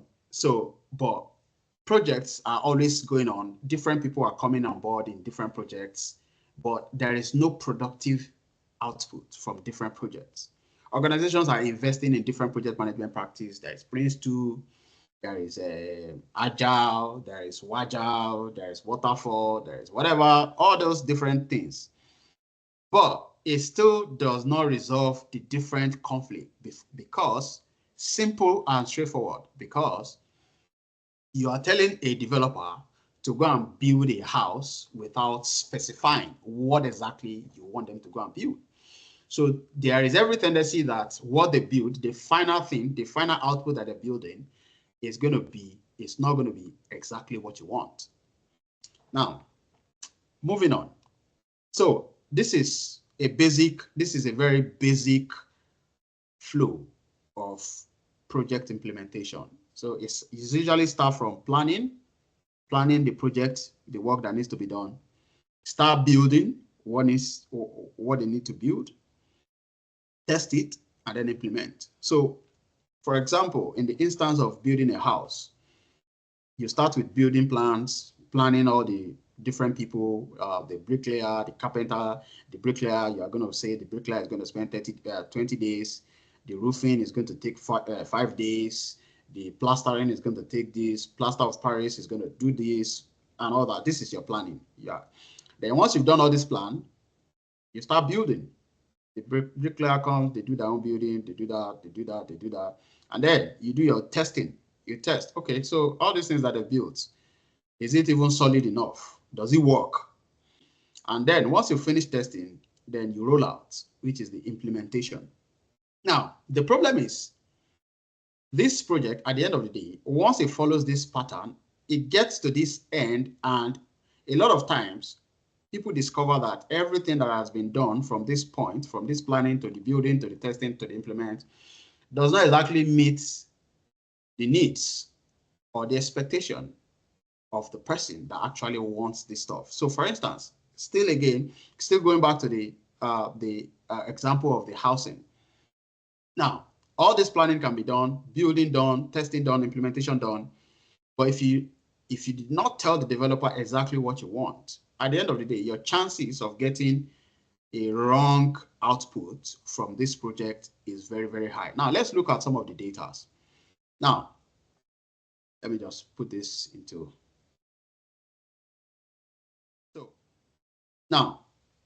So why does why do they fail? Now, I've given you an example of why this project fails, especially when you are asking a developer to go and build a house, but you're not giving the developer exactly. You're not telling the developer exactly what to build.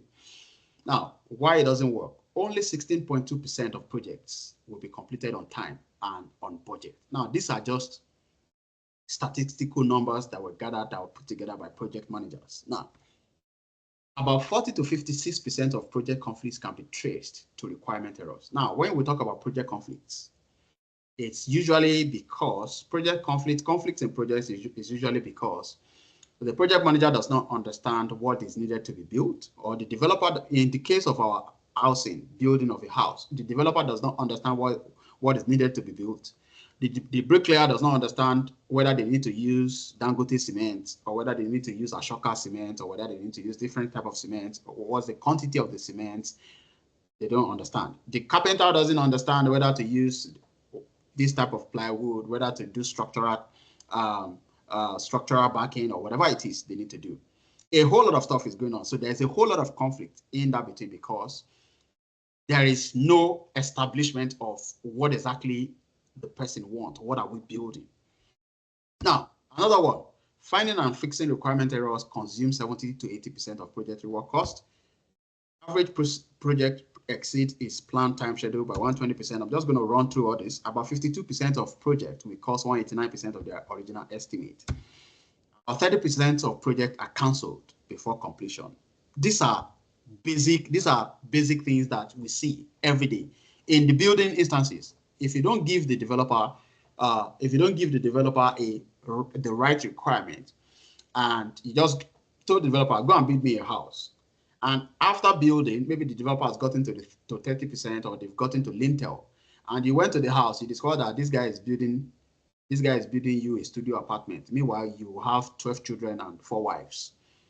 Now the question is, so definitely the output is not going to meet what you need, but because that was not specified from the onset, now that's a failure of a project. That the project has failed automatically like that. So they need to start all over again. They probably need to crash the whole thing, or even move to another site to go and start building another thing entirely. And this is the same thing. This is the same concept applicable to project world before as well. Now,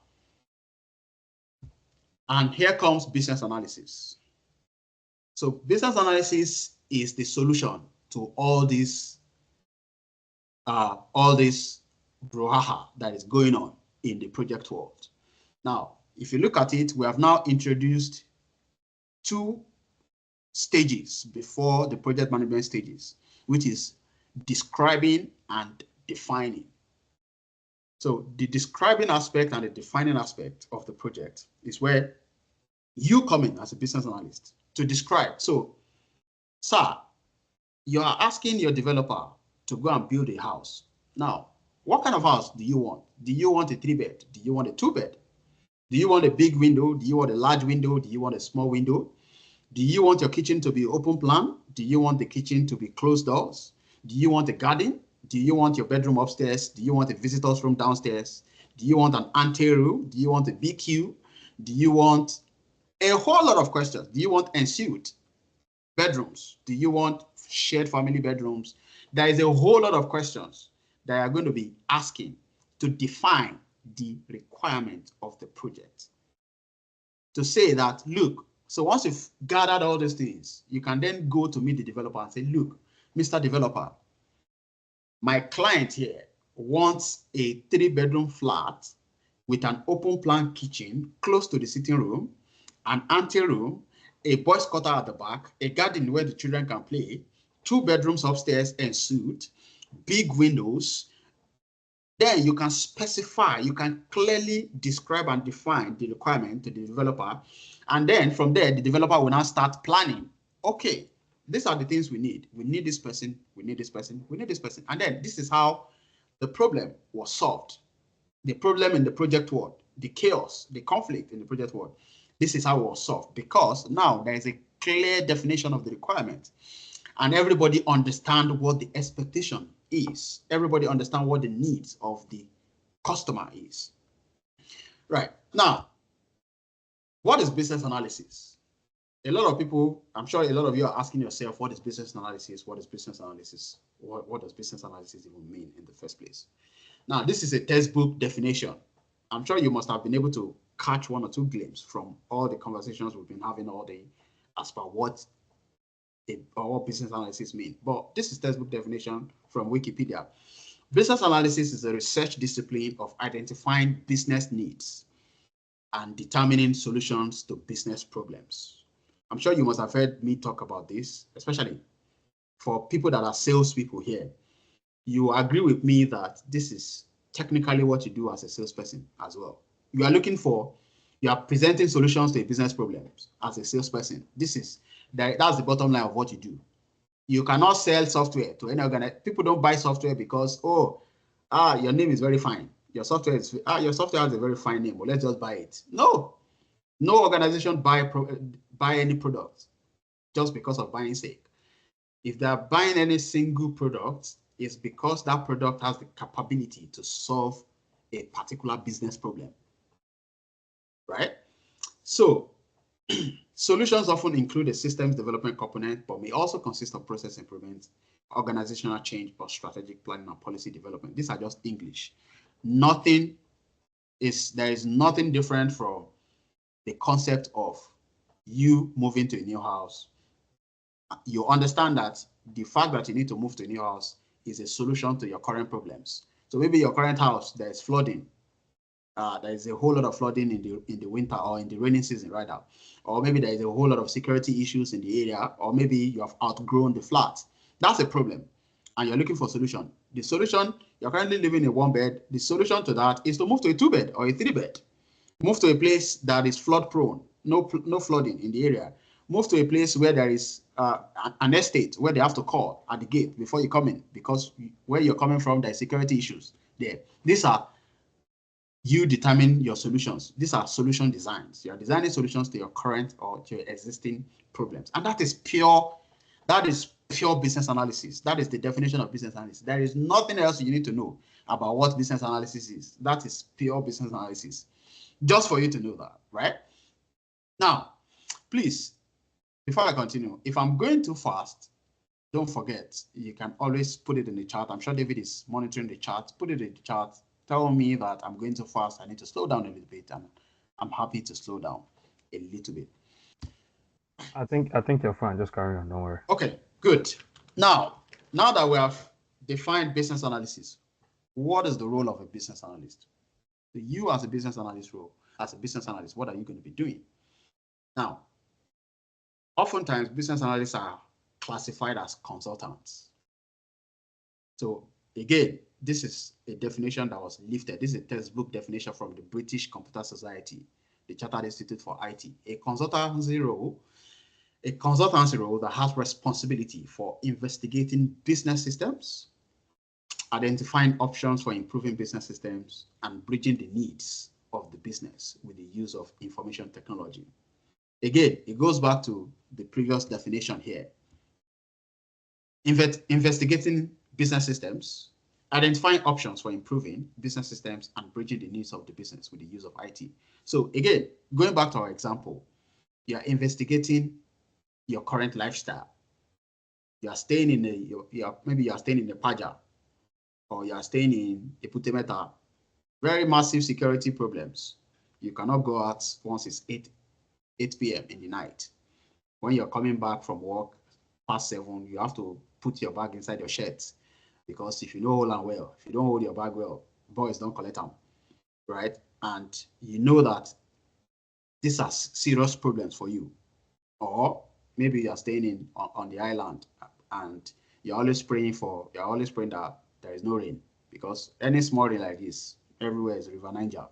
These are problems. These are problems to your existing life. Now, identifying options for improving that existing life is where you now start designing. So how do I solve this problem? How do I move from this particular chaotic society or this particular chaotic street or area? I move to a place where I can even hang out with my friends up until 10 p.m., 11 p.m. and not have to worry about somebody collecting my phone. I want an estate where I want a very secure estate. I want an area where there is drainage, there is no flooding, and all those kind of things. That is you identifying all the options for improving your current life. And then bridging the needs of the business with the use of IT. Now, this is an organizational terminology here. So bridging the needs of the business with the use of IT just simply means that, okay, this is the problems we currently have, and we know that we have these problems. This is where we want to get to. We want to get to a point where we don't want to see these problems. Now, how do we solve these problems? Okay, we need to bring a solution. We need to bring a software to stand in between us so that this software will help us eliminate all these errors that we're currently experiencing. And that's you bridging the needs of the business, because the business wants to move from a situation whereby they don't want to move from a situation whereby there is a whole lot of problems in their system and processes, and go to a place where these challenges and problems are no longer feasible, or they're no longer there. And how do you do that is where you come in with technology. I'll give you a very short example. Right now, there is a whole lot of conversation going on around artificial intelligence now, and a lot of organizations are utilizing that. Now, the problem, how do you bridge the needs of the business with the use of IT using artificial intelligence now, could be that, let's say, for instance, let me just think about an example. So for instance, if you have a whole lot of data, but you don't have enough data analysts. And as a result of that, your reporting capability is not solid. So maybe your reporting, data reporting is taking longer than usual. So what an organization can do, an organization can then use technology to start bridging that need there, and say, okay, how do we integrate technology into our existing system capabilities in such a way that we can help our data analysts to do more, right? And then want to start talking about artificial intelligence. Can we help our data analysts to not have to, not have to go into all the data to analyze them? Can they do it on a click of a button to actually analyze some data, to actually do some things? And then at the end of the day, this helps the data analyst to actually, reduce the time frame, the cycle time for delivering their reporting. So that's just a very flimsy example of bridging the needs of the business with the use of information technology, right? So up to the next one. Now, who is a business analyst? From the explanation, a business analyst, from the explanation that we've had in the previous slide. Now, a business analyst works as a liaison among stakeholders in order to analyze, communicate, and validate requirements for changes to business processes, policies, and information system. Now, I want you to look at these two lines. A business analyst works as a liaison among stakeholders in order to analyze, communicate, and validate requirements. Now, just take a few moments back to think about that example of a customer telling the developer to go and build a house without telling the developer what exactly they need. And when a business analyst comes into play, and the business analyst person is asking the customer that, okay, what kind of house do you want? Do you want this? Do you want that? Do you want this? Do you want that? Before they are now going to the developer to go and tell the developer that, look, this is what the customer wants. A 3-bed with kitchen on the ground floor, an open plan kitchen that has space for washing machine, an ante room before you get to the parlor, because the customer doesn't like strangers or visitors to just enter into their sitting room directly. They want an ante room. They want a garden at the back.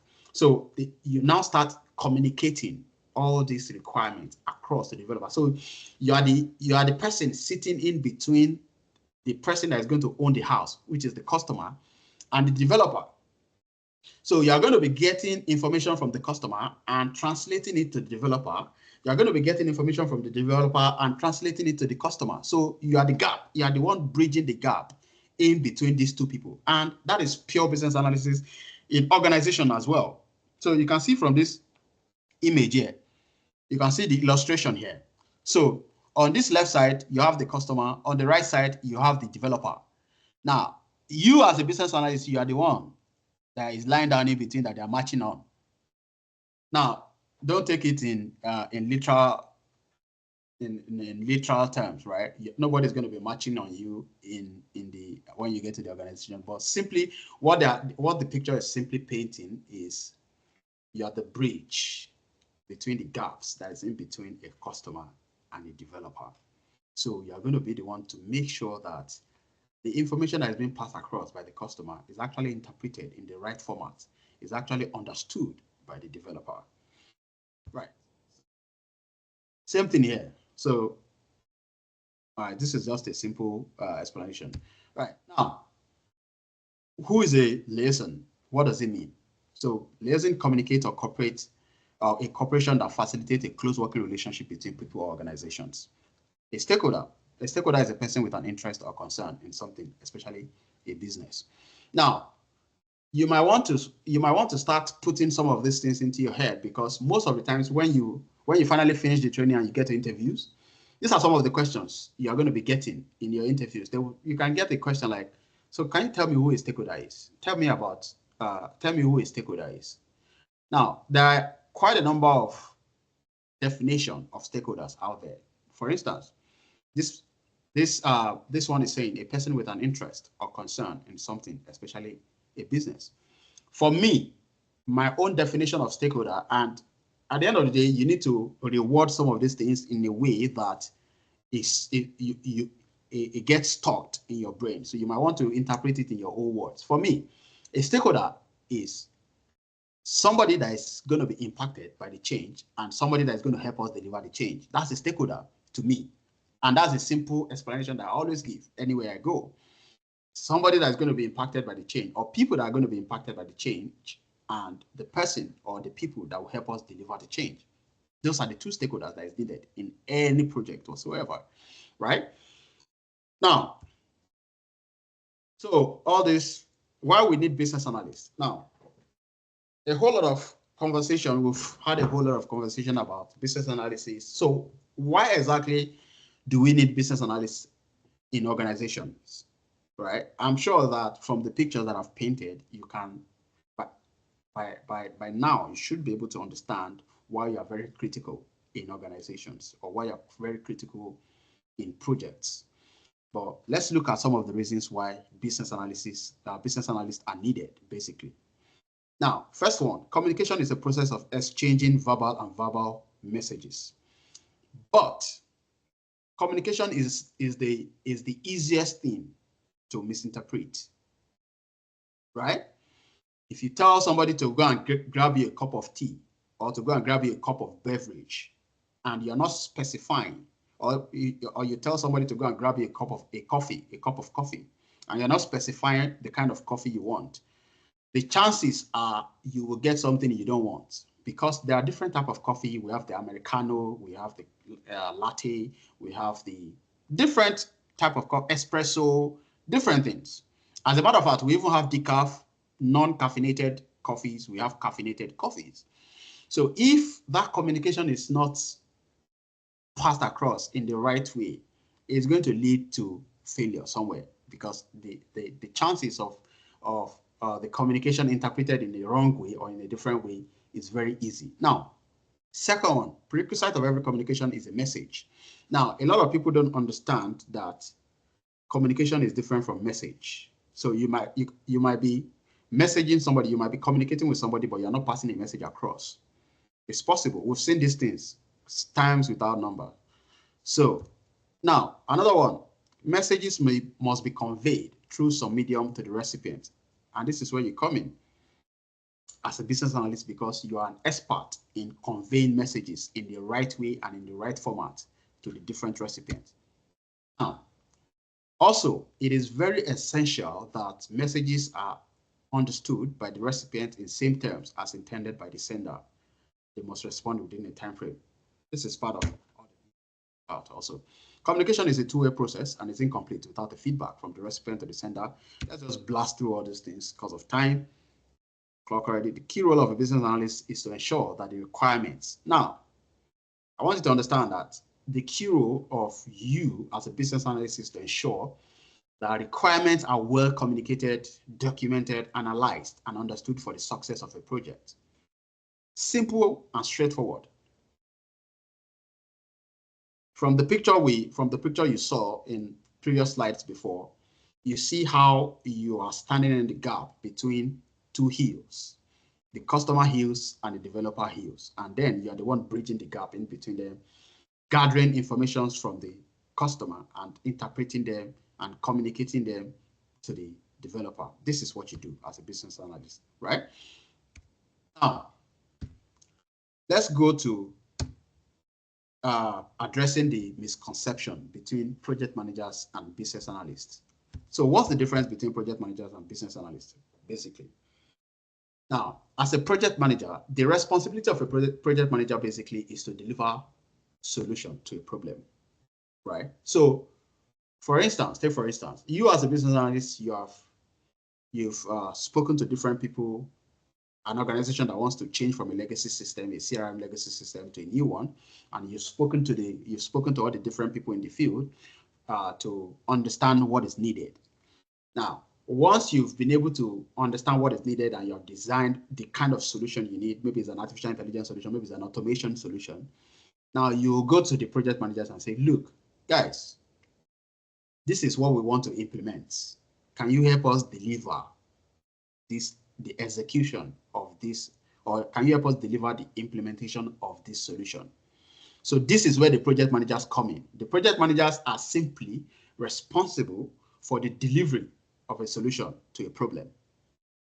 While you, as a business analyst, you are responsible for actually discovering the problem first and also gathering the requirements for the solution. So I'm hoping that we can find the main differences between project manager and a business analyst now, and you can be able to, paint that picture in your head of the differences between project manager and business analyst. Now, primary responsibility of project managers are solution delivery. The main concern of project manager is the process of the project. What they see the big picture, what they define, schedule, task, risk. What are the risks of the project? What are the tasks that we're going to need for the project? In the previous example I gave of the developer building a house. So now the developer is going to be more of a project manager in building a house now. So the developer is going to be the one to say, okay, the bricklayer is going to work for 15 days.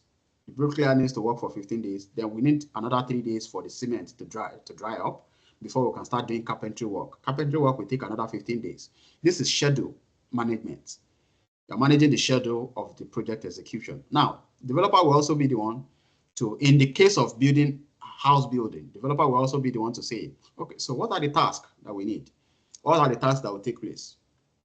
The carpenter will do the roofing, the carpenter will do the lintel and all those kind of stuff. The bricklayer will do the plastering, the bricklayer will do the flooring. The POP person is going to do the plaster of Paris. The railings people will do the railings and all those kind of stuff. Those are tasks that you are talking about there. Now, risk. The project manager, who in the case of a building of a house are usually the developers, but it's not exactly strange or weird when you go to some areas, when you go to some developers and you see that they also have project managers, right? So for instance, if you go to some organizations, some development, some construction company where they have a whole lot of projects going on, they have project managers that are always in charge, that are representing the developers to ensure that the project is delivered successfully. So the project managers also are responsible for the risk involved in the project. So what are the things we need to do? So if we don't wait for 3 days for this plastering of this the cement plastering to dry up, and we start doing carpentry, we might have cement falling off from the building. So we need to make sure that that is happening. We need to make sure that all the vendors that are going to be providing the necessary materials, we need to make sure that they are on standby so that we can deliver at the right time. So these are the kind of things that a project manager is going to be looking at in a project. While as a business analyst, your main responsibility is to discover a solution. And that's why I linked the role of a business analyst to a salesperson. Solution discovery. What is the problem? What is the challenges? And how do we solve that problem? You're a problem solver in an organization. You are solving a problem. Now, the main concern of a business analyst is project requirements. And as a business analyst, you are expected to pay quality attention to details. You should be able to, there is no room for lapses. You should be able to ask the right questions. You should be able to listen attentively to capture every feedback that is given to you by the customer. And lastly, the business analyst defines the requirements. So, business analyst is the person that is saying that, okay, we want to build an application, we want to build a finance, a crypto peer-to-peer application. So what are the things that we need? What are the requirements? Or let me not go into that. Let me just stick to that building of a house example. We want to build a house. What are the things we need? What are the things the customer needs? Customer needs anteroom, kitchen in the parlor, kitchen close to the parlor, open plan. Parlor is spacious. Master bedroom is spacious and suite, has a balcony, playroom for the children, gym somewhere in the house, cinema room, also that kind of stuff. So you as a business analyst, these are the things you're going to be doing. You're going to be capturing all these requirements, and you're going to be noticing, you're going to be documenting them so that you can then relate these requirements to the developer to make sure that the needs of the customer is met exactly the way they want it. Right? Now, the big question, can I become a business analyst? So I'm sure a lot of people are asking themselves, let's say this thing go hard though. This guy is just talking and talking and talking and talking. Can I even do this work like this? I did not mean to confuse you. I did not mean to, sorry if I'm confusing you or if you are asking yourself that kind of question. But the truth is, anybody can become a business analyst. Anybody can become a business analyst. You just need to be ready for it. Right. Now, can you become a business analyst? First of all, what are the things you need? These are some of the questions here. These are some of the questions you are probably asking yourself. Oh, I don't have enough work experience. Judith already mentioned that earlier. I'm a baby business analyst. I don't have enough experience. Now, I don't have an IT or tech background. I don't have domain knowledge in fields like finance, healthcare, procurement, supply chain, yada, yada, yada. Can I become a BA? All these questions you're asking yourself, they are inconsequential. They don't matter. You can become a business analyst regardless of any of these things, whether you don't have enough work experience. I've given you an example of somebody that's been an housewife for the past 13 years. She has never worked in a corporate setting before in her life. And she got a 50K job, business analyst role. I don't have an IT tech background. Countless times, I've seen people move from being a care worker to becoming a business analyst. I've seen people moved from Uber driver to becoming business analyst. I've seen people moved from different roles. I've seen people moved from even roles that are not even science related, accounting, economics. People move from political science, policy development. These are core art roles. They move into tech roles in terms of business analysis or project manager. So if they can do it, you can as well do it.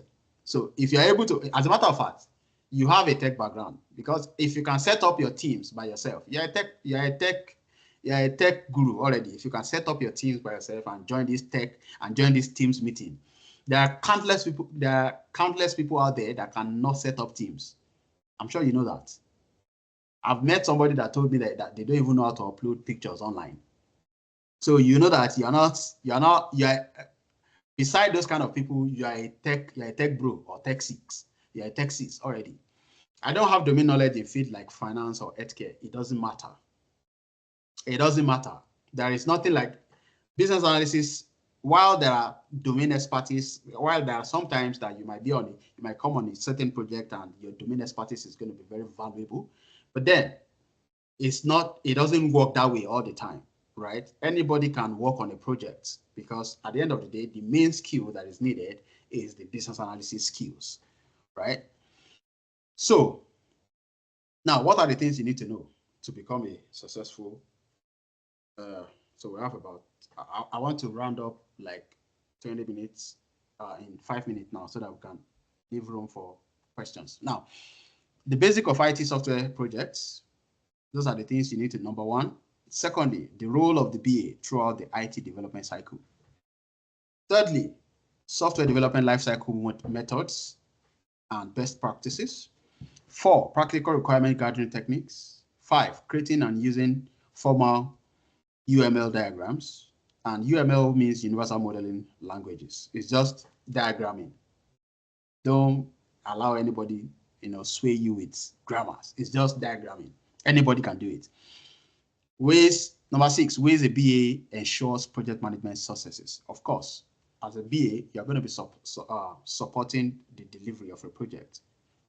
And by gathering the right requirement, that's how you can ensure the success of a project. Now, build a compelling resume and ace the job interview. Now, this is the icing on the cake. Once we have been, this 1 to 6, we are going to give you in this training. We're going to give you number 1 to 6 in this training. And number 7, we're also going to support you along the line. So we're not just going to finish doing the training and just leave you to start roaming about. And you don't know what to do. You don't know where to apply to, where to go to. We're going to support you all along until you're able to get a job. We're going to help you.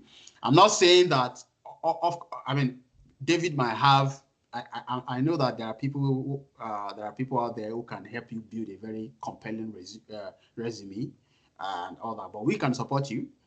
But also, if you need to go to those people, please, by all means, use them, utilize them. If there is somebody that can help you package your CV together, because at the end of the day, all you need is that interview. Now, once we've been able to train you, all you need is just one interview and go and blow them into smithereens. That's all you need. And then you're on your way to becoming a successful professional BA.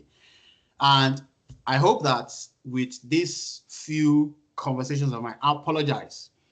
We will not be able to go into lean management where our time is far gone. We will not be able to go into lean management.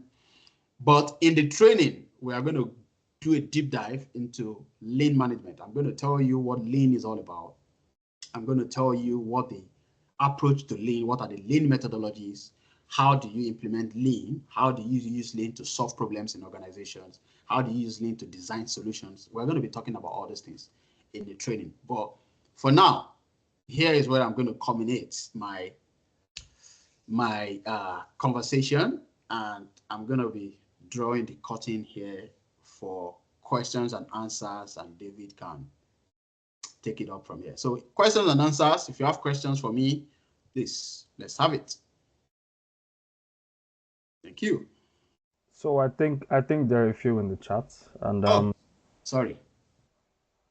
Okay, so sorry, because I was presenting, I couldn't see anything. So I think the first one is pretty straightforward. It says, BA, this is a lot of optioneering.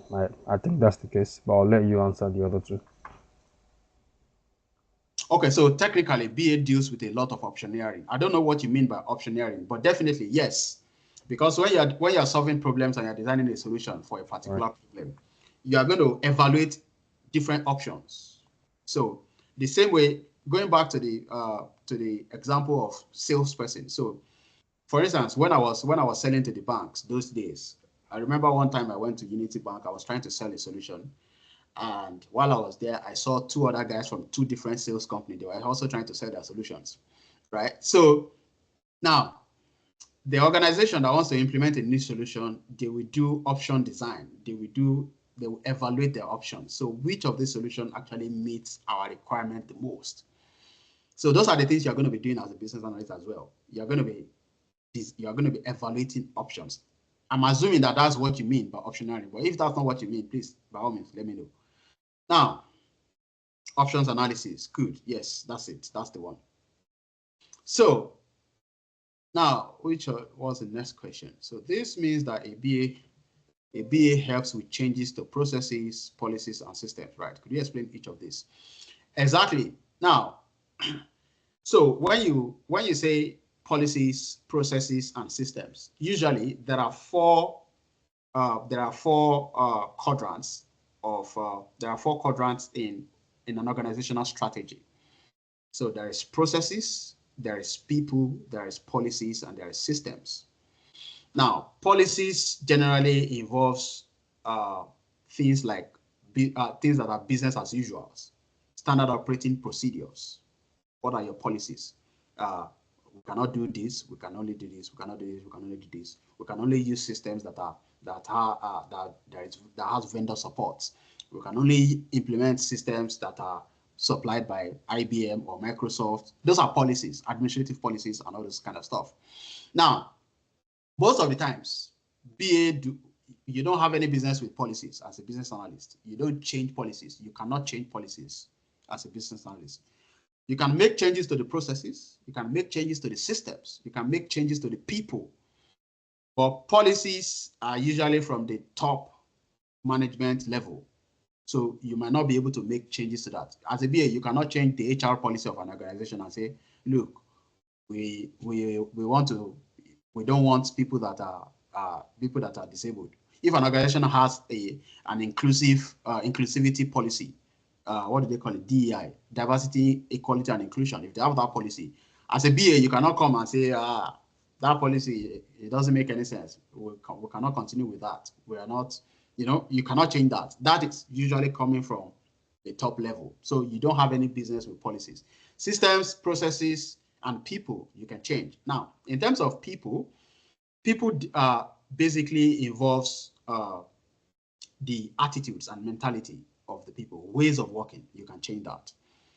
Policy and systems. Systems is basically technology, tools, and technologies that you use in your organization to carry out, the organization used to carry out their day-to-day activities. Your Microsoft Offices, your Microsoft Teams. You can change all that. You can go into an organization and say, oh, Microsoft Teams is too slow and it's not giving us the right thing that we want. I've been able to analyze Zoom, and I think Zoom is a better option than Microsoft Teams. All these things you can do. Same thing with processes. Processes are simple, in simple terms. Processes is the day-to-day task and activities that leads to an end product.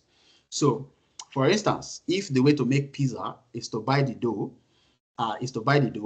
knead the dough, put some tomato sauce on it, put it in the oven, remove it from the oven, box it, send it out to the customer.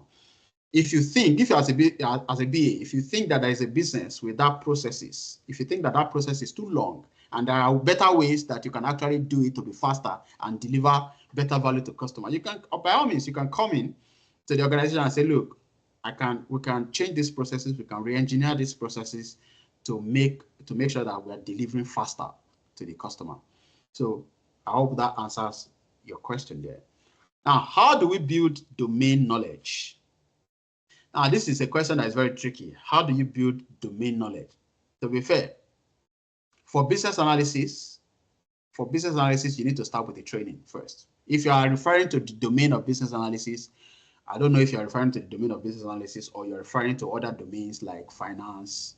I think it's the latter. I think it's more like subject related. Like finance. Okay. Yeah. So if you are, to be fair, I just think that every domain, except you're not working currently, except you don't have a job, whatever it is you are doing right now, that's a domain knowledge. If you're a care worker, as an healthcare person, you'll be surprised that as a care worker, you have an healthcare domain experience, and you can apply that skills when you become a business analyst. I can tell you that you have an upper hand in business analyst roles that involves healthcare project delivery or healthcare project implementation, because you're a domain expertise in that field already. For instance, maybe you're an healthcare worker, you have 10 years experience as an healthcare worker, and then you become a business analyst and you see a job. They are implementing an healthcare solution that you have used in the past and that is focused or that is targeting the same area. When you get to the interview, the way you are going to lambast them, the way you are going to bamboozle them is going to be different from somebody that doesn't even understand what they are doing in healthcare. But mind you, that doesn't give you the job, but then it demonstrates, because at the end of the day, what a lot of interviewers are looking for is authority.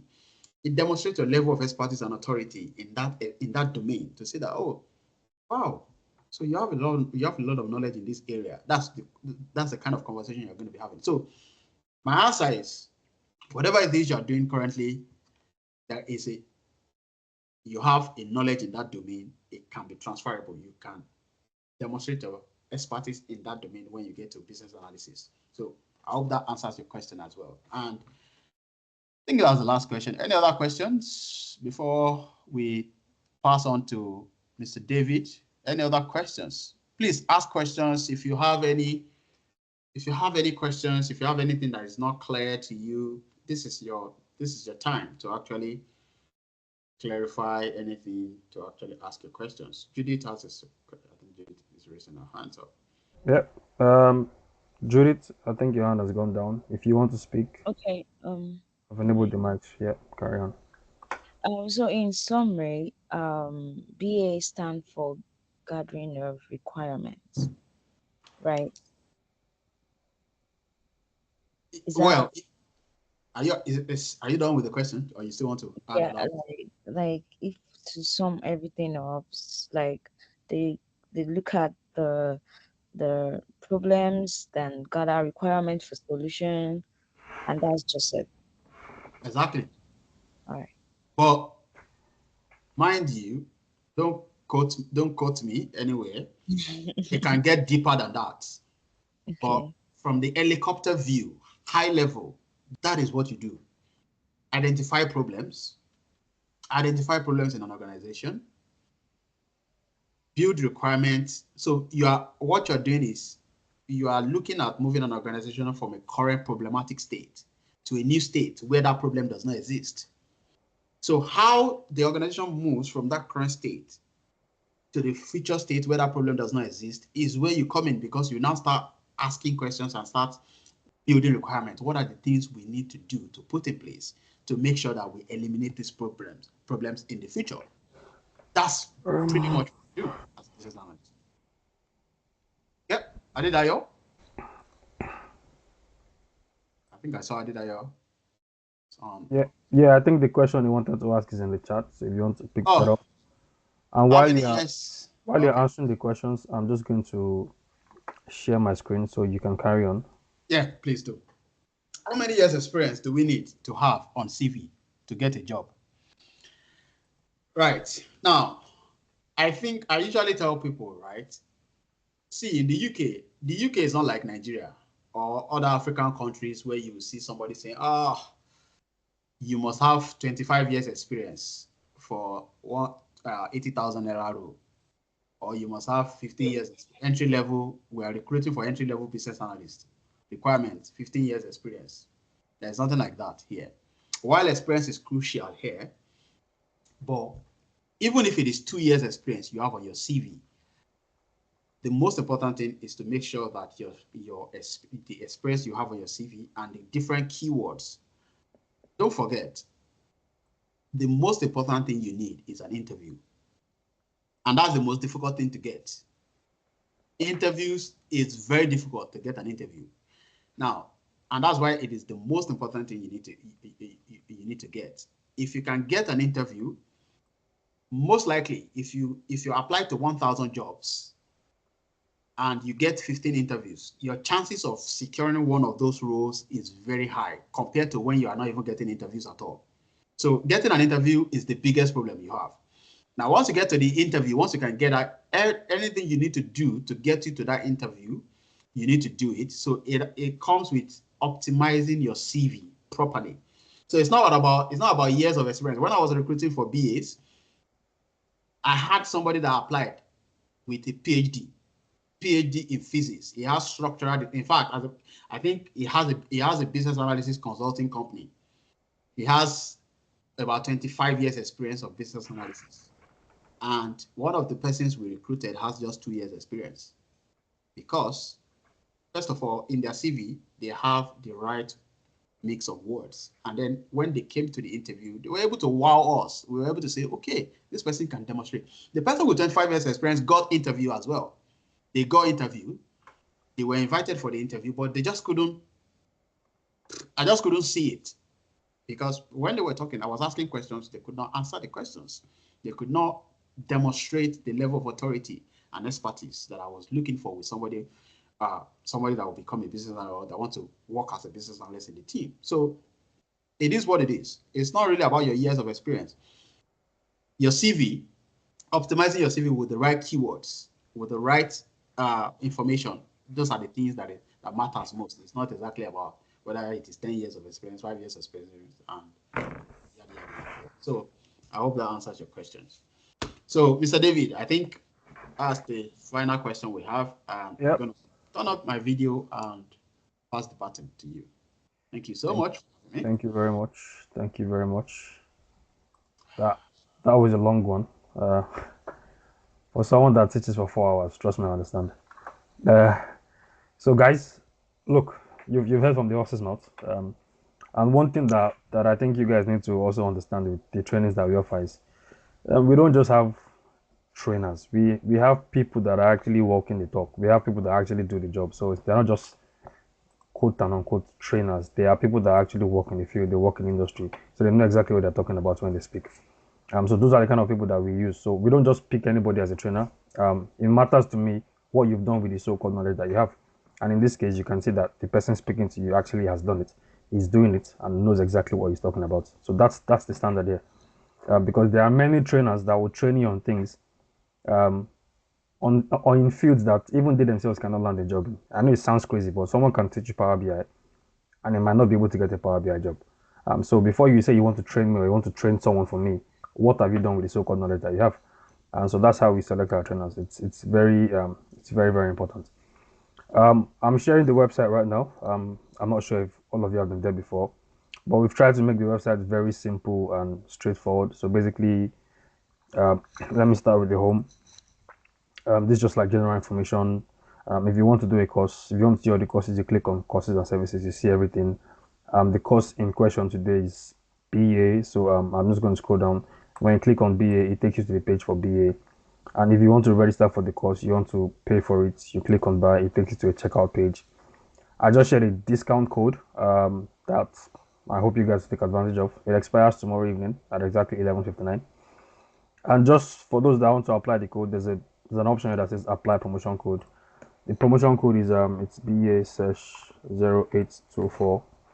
If you apply that, what happens? The discount gets applied straight away. You get £50 off, so final amount is £550, and then you can even split the balance using Klarna if you wanted to, or you can pay at once if you want. So yeah, go to the checkout page, apply the promo code, and then you sort out the balance anyhow that you want, given the options that are available. Yeah, Olufemi, you wanted to share something. Your hand drops. Yeah, just check the chart. Can we have the payment link in the chart, if possible? The Business Analyst payment link directly in the chart so that people can just. I can just give you a direct link to the course page. That's fine. This is me putting my business analysis skill into use. Yeah. So yes, there's a direct link to the course page there. And then I'll drop the promo code as well. That's not a problem. So you can just copy and paste the code into just apply promo code, and then you get the option to put the code to redeem the discount, and then yeah, you can check out anyhow you want. If you want to use Klarna, that is completely fine. If you want to pay at once, that is completely fine. And also, if you have any other question, or if you need a different payment plan, for example, maybe you want like a slightly more customized payment plan, that is completely fine. Just send an email to admin@davidaddy.tech, and we can take you from there. At the end of this session, maybe sometime later this evening, you will get an email from me asking for your feedback about the course. So you tell me exactly how you feel, how this course went, if you're happy with what happened. And also, I'll give you the link to the YouTube channel where this video will be uploaded. So for those that did not attend or those that were in and out, you can go back and watch. And yeah, that's it really. Does anybody have any questions for me before we wrap this up and call it a day? I mean, I'm still going to send you feedback from, but if there's anybody here that has one or two things to say, I'm more than happy to hear it. Anybody? Good, bad, ugly, don't worry. We can take it. Does anybody have anything to say? Nobody? Okay, cool. That's fine. On that note, thank you very much for your time. Thank you very much. Thank you very much. We'll send you more info via email, and we hope to see you in class. Enjoy the rest of the weekend.